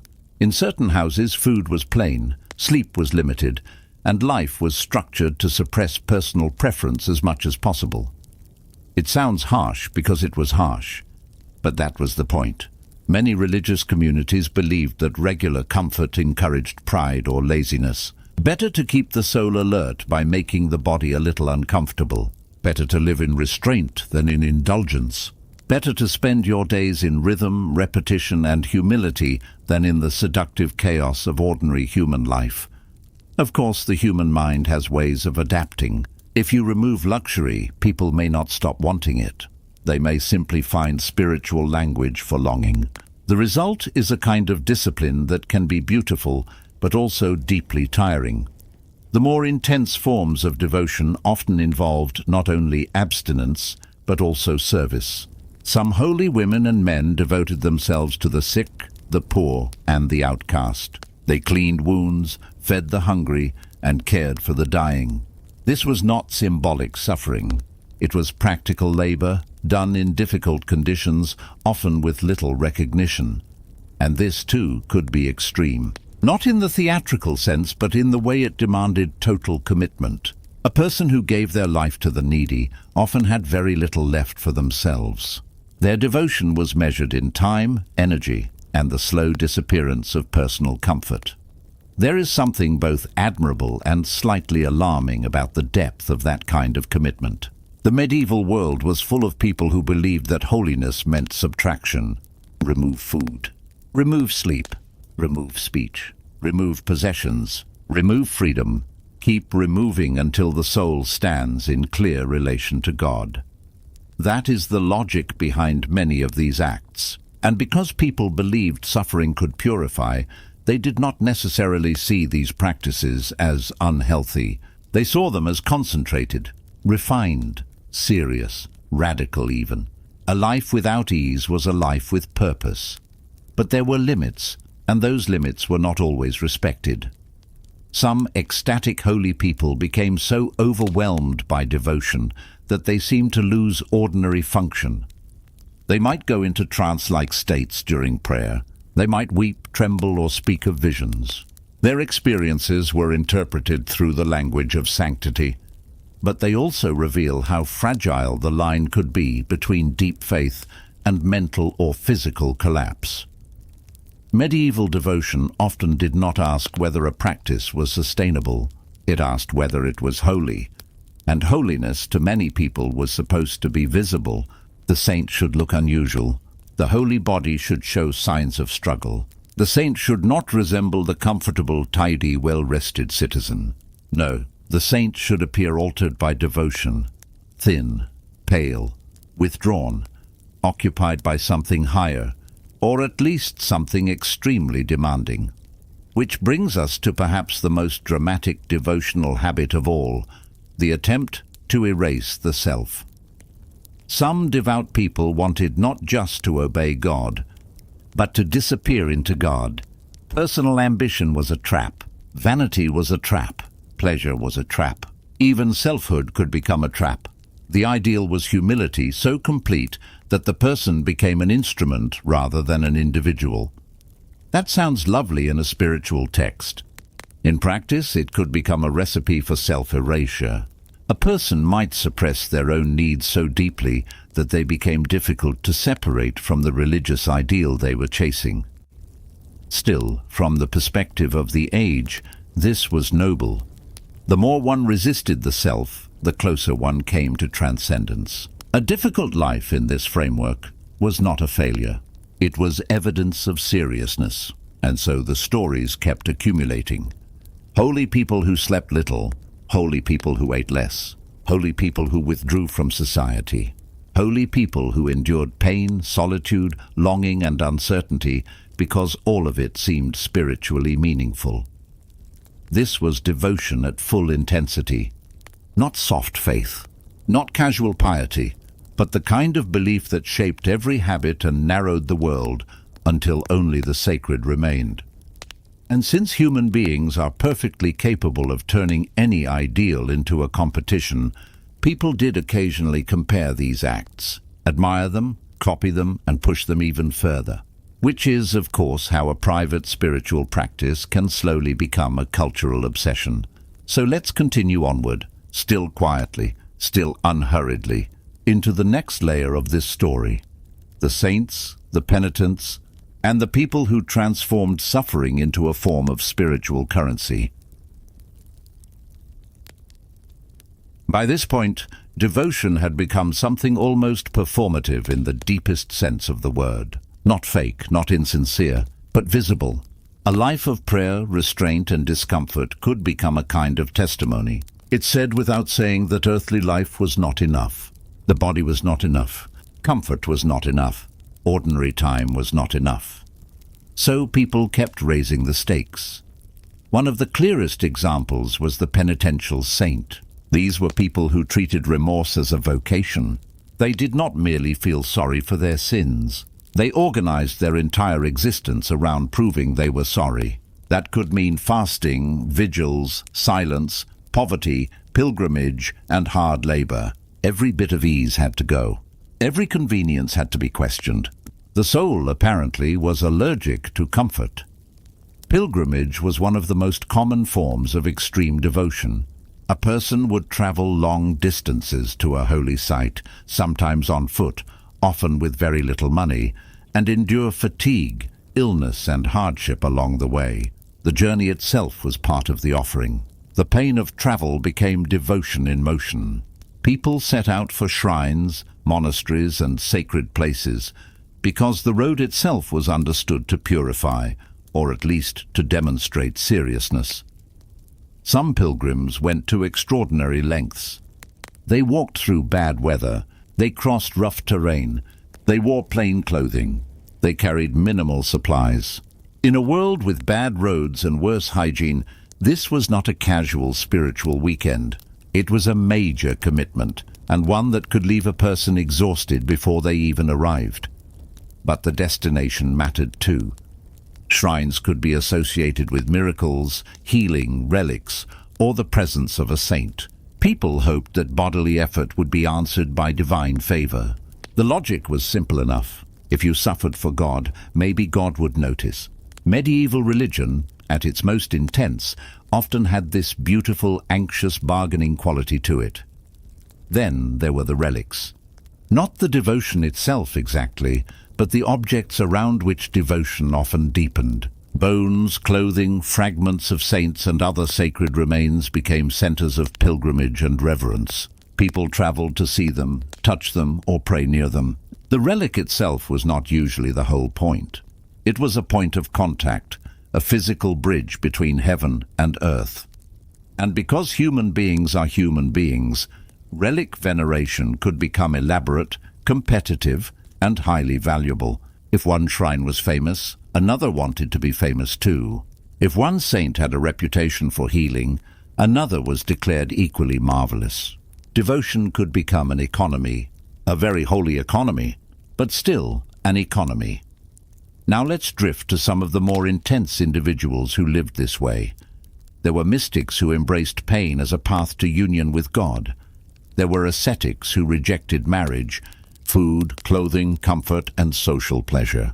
There were women who lived in almost continuous prayer, and men who labored until their bodies failed quietly in the background. They were not all famous, but they all contributed to the same cultural pattern, the belief that suffering could be spiritually productive. Some of these lives were voluntary from start to finish. Others became extreme gradually, through habit, expectation, or the approval of those around them. A person noticed that self-denial earned praise. Praise encouraged more denial. More denial invited greater admiration. Before long, a severe practice had become the thing that defined the person. And if the body began to break down, well, that could simply be interpreted as the cost of holiness. This is one of the most unsettling parts of the whole tradition. Not because devotion was empty, but because it was often so meaningful that ordinary warning signs did not count for much. Hunger, weakness, exhaustion, pain, hallucination, and collapse could all be folded into the spiritual narrative. If the person kept praying, perhaps the suffering was itself part of the gift. That made the whole system very resilient and also very hard to interrupt. Still, there is another side to this story. Extreme devotion was not always about self-destruction. Sometimes it was about radical care. Some saints and religious figures were famous because they served the poor with astonishing consistency. They washed feet. They nursed the sick. They gave away possessions. They created communities of care where the vulnerable were fed, sheltered, and treated with dignity. That, too, was extreme. Not the dramatic, bloodless kind of extreme, but the exhausting kind. The kind that asks a person to make their life permanently available to others. In a world with limited medicine, poor sanitation, and constant insecurity, such devotion was not ornamental. It was difficult, practical, and deeply costly. And perhaps that is the final shape of the whole topic. The most extreme acts of religious devotion were not one single thing. They were a spectrum. At one end, quiet prayer and disciplined routine. At the other, fasting, enclosure, self-denial, pilgrimage, bodily discomfort, and lifelong sacrifice. Some of it was tender. Some of it was severe. Some of it was inspiring. Some of it was unsettling. Much of it was all of those at once. People were trying in their own way to become closer to the divine. They did it with hunger, silence, travel, labor, solitude, and pain. They built their holiness out of absence. Less food, less sleep. Less speech, less self. More God. And that, in the end, is what made these acts so extreme. Not simply that they were difficult, but that they redefined difficulty as virtue. The harder the life, the more spiritually meaningful it could seem. The more a person gave up, the more seriously they appeared to believe. So when we look back at these lives, we are seeing a world in which devotion was not passive. It was lived, fully, obsessively, and sometimes to the edge of collapse. And that is where we can let this story rest, in a dim, flickering chamber of prayer. where people tried to reach heaven by making Earth smaller. We begin in the dusty, slow-moving world of the ancient northwest Indian subcontinent, where a river may have once carried enough water to shape whole settlements, support farming, and give life to a civilization that still feels slightly mysterious even now. That river is usually called Saraswati in later tradition, though the exact ancient waterway behind the name is part of the problem. History, as usual, did not leave us a neat label. For centuries, people have wondered whether the Saraswati River was once a great, life-giving river, and whether its fading away played a major role in the decline of the Harappan or Indus Valley civilization. It is one of those questions that sits right at the edge between archaeology, geology, memory, and myth, which is exactly where the best ancient mysteries like to live. The Harappans, or the people of the Indus civilization, built large planned settlements, impressive drainage systems, and a wide trading network across what is now Pakistan and northwest India. They did all of this without leaving behind royal tombs, giant temples, or heroic conquest inscriptions announcing how amazing they were, which is inconvenient for historians, but also rather elegant. They simply existed, built things well, and then slipped into history with very little commentary. And then, sometime after their peak, the civilization changed. Not all at once, not in a clean collapse. More like a long unraveling. Settlements shifted, urban life weakened, trade patterns changed. Some sites were abandoned, others became smaller and more rural. So naturally people have asked, did a vanishing river help cause it? That question has a simple version and a complicated version. The simple version is this. If a civilization depends on river water and the river changes course, dries up or weakens, then yes, that could be a very big deal. Farmers need water, cities need water, markets need water. People in general tend to become attached to not dying of thirst, which is very understandable. The complicated version is that ancient environments are messy. Rivers move, climate shifts, monsoon patterns change. Groundwater falls, trade routes evolve. Political and social systems adjust unevenly. So if the Saraswati mattered, it likely did not act alone. It would have been one troublemaker among several.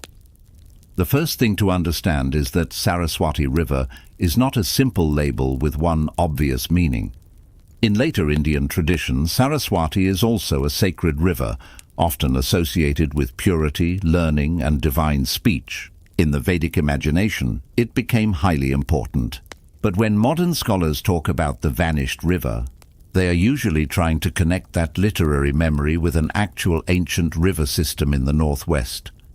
That has made the subject both fascinating and slightly messy, because myth and geology are not always comfortable roommates. One side speaks in poetry, the other in sediment layers. They do not always agree, but they do occasionally point in the same direction. Some researchers have suggested that the ancient Saraswati may have been linked to the Ganga-Hakra river system. Today, that system is often seasonal or limited in flow, depending on where you look and when, but in the past, it may have carried much more water, fed by rainfall, tributaries, and perhaps connections to Himalayan river systems long ago. Over time, those connections may have weakened or been lost, leaving behind a riverbed that looked grand in memory and much less impressive in the present. That is the basic shape of the mystery. A river once mattered. It changed. People adapted or failed to adapt or partially adapted in uneven ways, because human societies rarely respond in neat textbook fashion. Now, the Harappans were not naive farm villagers waiting helplessly for nature to betray them.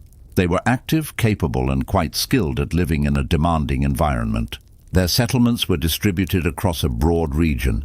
They were not all sitting on one riverbank holding their breath. That matters. But river systems do shape settlement patterns. If you build a city near a reliable water source, and then that source weakens, you may be forced to move, shrink, or reorganize. This is not magic. It is just the unglamorous arithmetic of survival. So if the Saraswati or Gagahakra system declined, then some Harappan settlements would have been affected, not necessarily destroyed in one neat event, but stressed over time. Agriculture would have shifted, water management would have become harder, routes between towns may have changed. The urban network could have become less stable. This is where the story gets interesting, because the Indus civilization was not built around a single city like a later empire. It was a network of many centers. Mohenjo-Daro, Harappa, Dholavira, Lothal, and others each had different conditions. Some sat closer to river systems. Some depended on coastal trade. Some were in drier zones and had to manage water carefully. So when environments changed, the effects would not have been identical everywhere. One place's inconvenience was another place's disaster. And the Harappans were not the sort of people who left behind easy explanations. They did not write giant records saying, "Dear future historians, our river got flaky and this was extremely annoying." So archaeologists have had to reconstruct the story from pottery, settlement layers, old channels, rainfall patterns, plant remains, and the slow testimony of the land itself, which is admittedly less dramatic than a royal chronicle, but far more stubbornly useful. There is also a quiet irony here. The civilization was famous for urban planning, drainage, and water awareness. They clearly understood water management at a sophisticated level, so if they were living through a long environmental shift, they may have recognized it earlier than we can. But recognizing a problem is not the same as solving it when the whole landscape is changing underneath you. And that is really the heart of the Saraswati question. Was the river's disappearance the decisive blow? Or was it part of a broader environmental stress that gradually made urban life less sustainable? Most likely the second. But the first may still have been important in specific places. Let's float over to the climate side of the story, because rivers do not vanish in a vacuum. Monsoon strength matters. Himalayan runoff matters. Sediment loads matter. Changes in precipitation can alter where water flows and how much of it arrives. Ancient northwestern South Asia experienced long-term environmental fluctuations, and these could have influenced agriculture and settlement stability. If monsoons weakened or became less predictable, then rivers fed primarily by seasonal rainfall would suffer. If some tributaries dried or shifted, large channels could become less reliable. If groundwater dropped, farming communities would feel pressure even if a river still existed somewhere nearby. In other words, the apparent vanishing of a river may not mean a single dramatic dry-up. It may mean a long transformation, a broad network of channels slowly becoming less dependable, a river system changing shape, water moving elsewhere, people retreating from certain zones, memory preserving the old name after the old water has gone. That is how ancient landscapes often work. They do not expire all at once. They become different. And that difference matters. Because when people talk about the end of the Harappans, they sometimes want a single dramatic cause. A river dried up. Civilization collapsed. Case closed. But real history is not usually that obedient. A civilization as large and widespread as the Harappan world would have endured multiple pressures at once. Environmental stress, economic change, shifts in trade, social reorganization, and regional adaptation all likely played roles. Still, the Saraswati remains important because it may have been one of the places where those pressures became visible earliest or most strongly.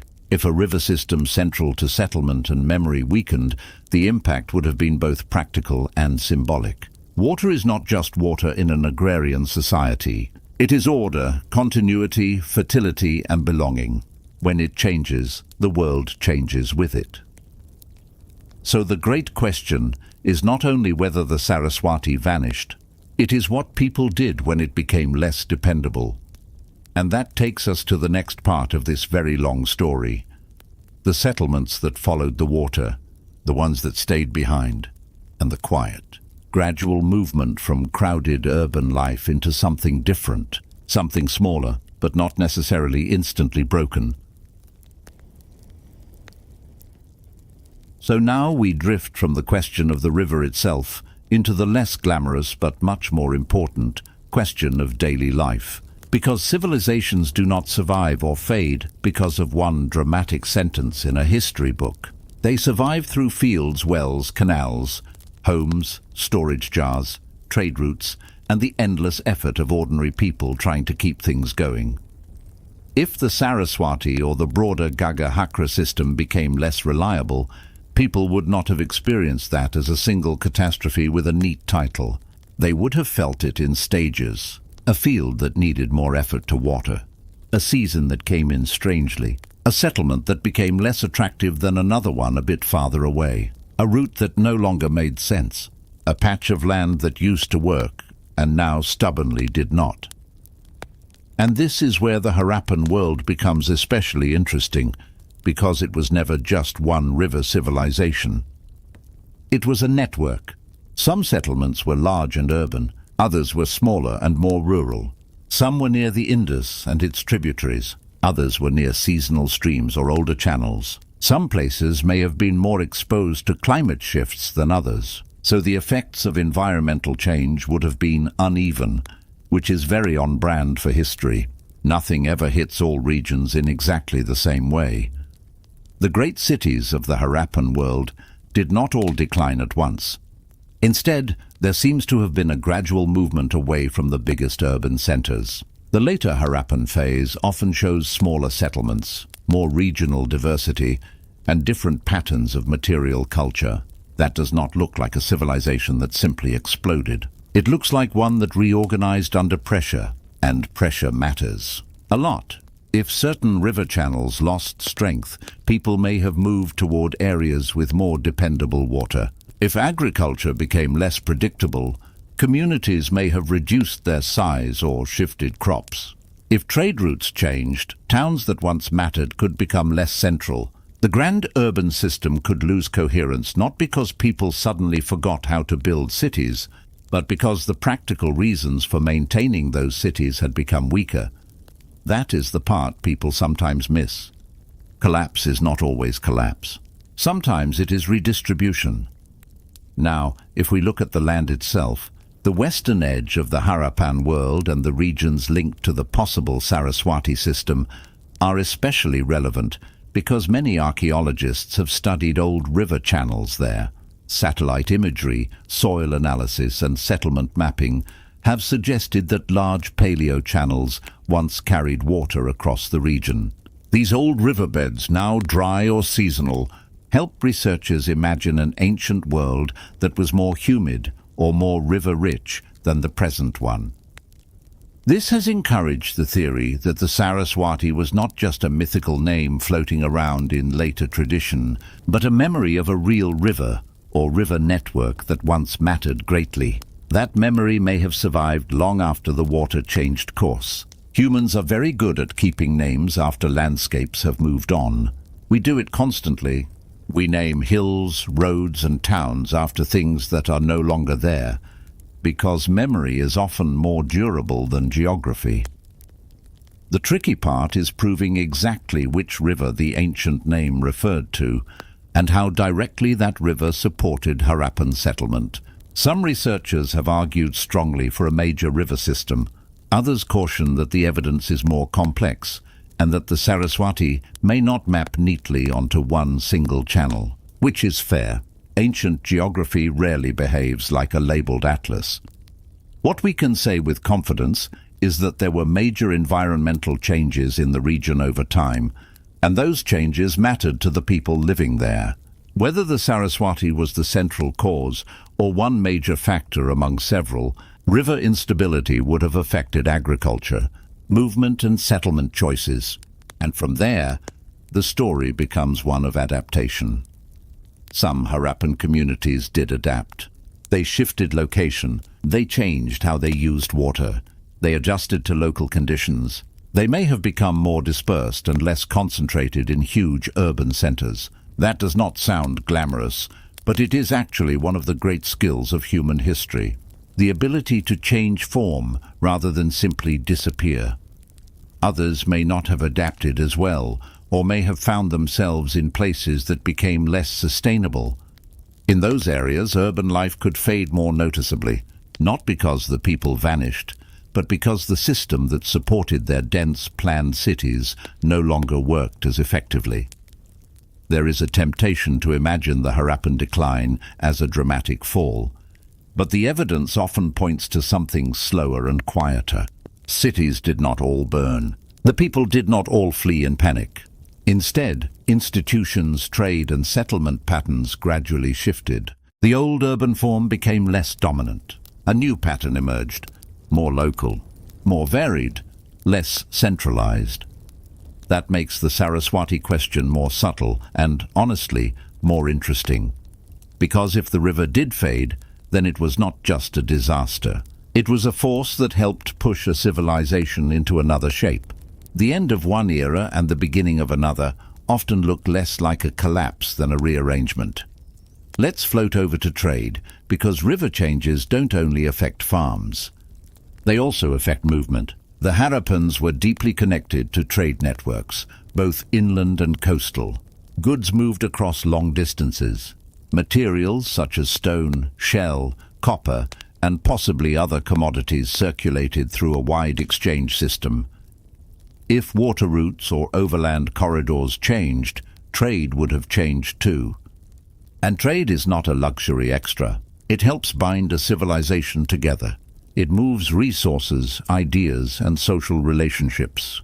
If a river landscape that once anchored movement became less stable, then some of those connections would have weakened. A town that once sat on a useful route could become less useful. A settlement that once served as a link between regions could lose that role. Economic life could become more fragmented. That in turn would affect the kinds of goods people had access to and the kinds of communities they could sustain. The Harappans were clearly good at making systems work. Their streets were organized. Their drainage was practical. Their material culture was remarkably consistent over wide areas. That level of coordination suggests a society that understood the value of infrastructure. So if environmental conditions made that coordination harder to maintain, the consequences could be long and cumulative. That is probably why the end of the urban phase looks so gradual. Infrastructure doesn't vanish because one river misbehaves. It declines when maintenance gets harder, returns get smaller, and the old model no longer seems worth the effort. And here, perhaps, we should pause and appreciate how modern this sounds. A city becomes harder to support. Water becomes less reliable. People move. Centers weaken. Networks fragment. It is ancient history, yes, but also a very familiar story. There is still another layer to this mystery, though, and that is memory. Even after a river changes, people often remember it. They tell stories. They preserve names.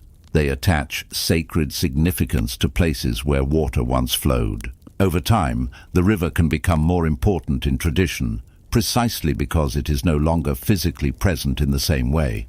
The loss itself gives the river symbolic weight. This may be part of what happened with Saraswati. An actual river system may have declined or vanished in the landscape, while the name and meaning endured in religious and cultural memory. So the river becomes both geographical fact and cultural idea. That is not unusual at all. It is one of the most human things we do. And that is why the Saraswati question has lasted so long. It is not only about hydrology or archaeology. It is about how people remember environmental change and how those memories shape later traditions. A disappearing river can become a sacred river. A practical waterway can become a symbol of purity, speech, and ancient order. The landscape is gone, but the story remains. So when we ask whether the Saraswati doomed the Harappans, the answer is probably not in the dramatic sense. It likely did not destroy a civilization by itself. But it may have helped transform it, stressing some regions, weakening others, and pushing a once urban network into a different pattern of life. And that, really, is the more believable answer. Not doom in a single stroke, diminishment over time, adaptation, retreat, and change. Which brings us to the final part of the story.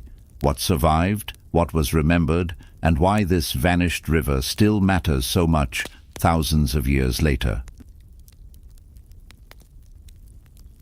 By the end of the Harappan story, the river is no longer just a river. It is an absence, a memory, and a question that keeps refusing to settle down. That is why the Saraswati remains such a persistent mystery. It is not only about water, it is about what happens when a landscape changes so slowly that people continue to live inside the old name long after the old reality has begun to slip away. The Harappan world did not end in one dramatic collapse. It transformed. Some settlements became smaller. Some people moved. Some patterns of farming and trade changed. Urban life became less dominant. The civilization's great cities no longer defined the whole region the way they once had. And if a river system that had supported parts of that world weakened at the same time, then it would have made the transition harder, slower, and more uneven. That is probably the most honest answer. The Saraswati was likely important, but not alone. Climate changes, shifting monsoon patterns, river migrations, local environmental stress, and changes in trade all probably played roles. History almost never gives us one clean villain. It prefers the group project. What survived, though, was memory. The idea of Saraswati lived on in later Indian tradition as something sacred and powerful. The river was no longer just a physical feature of the land. It had become part of a larger cultural and religious imagination. That is a very human response to loss. When a river disappears, we often make it more beautiful in memory. We give it meaning. We make it stand for purity, wisdom, or divine order. We do not let it vanish quietly, and that may be why modern debate around the Saraswati has remained so intense. People are not merely arguing about a channel in the earth. They are arguing about history, identity, continuity, and the relationship between ancient texts and physical evidence. In other words, they are arguing about whether the past was one thing or another, which is something historians spend a great deal of time doing, usually with fewer poems involved. Archaeology has added a great deal to the discussion. Old riverbeds, settlement maps, and environmental studies all suggest that Northwest South Asia experienced major changes over time. Some areas that once supported dense settlement became less attractive. Other zones remained important. The Harappan civilization adapted, but in a different shape. It became less urban and more regional, less centralized and more dispersed, less like a network of grand planned cities, and more like a landscape of changing communities. That shift matters because it reminds us that the end of a civilization is often not an ending at all. It is a transition. The people continue. The culture changes. The memory becomes layered. One form of life gives way to another. So did the Saraswati River doom the Harappans? Probably not by itself. But if it was a major river system that weakened or shifted, then it may have been one of the key environmental pressures that helped reshape the civilization. It may have reduced agricultural stability in some regions, changed settlement patterns, and made the old urban model harder to maintain. That would be enough to matter.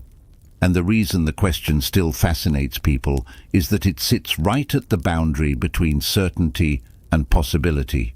We have enough evidence to make strong arguments, but not enough to tie everything up with a neat ribbon. The river is partly there, partly gone, and partly remembered, which is honestly a very ancient way to remain relevant. So in the end, the story of Saraswati and the Harappans is not really a story of sudden doom. It is a story of change, of water moving, of people adapting, of cities losing some of their power, of memory preserving what geography could not, and of a civilization that did not simply vanish, but changed shape as the world around it changed too. And that is where we can let the river rest. Not lost entirely, not fully found, just quietly flowing through the spaces between archaeology, tradition, and the long, patient work of history.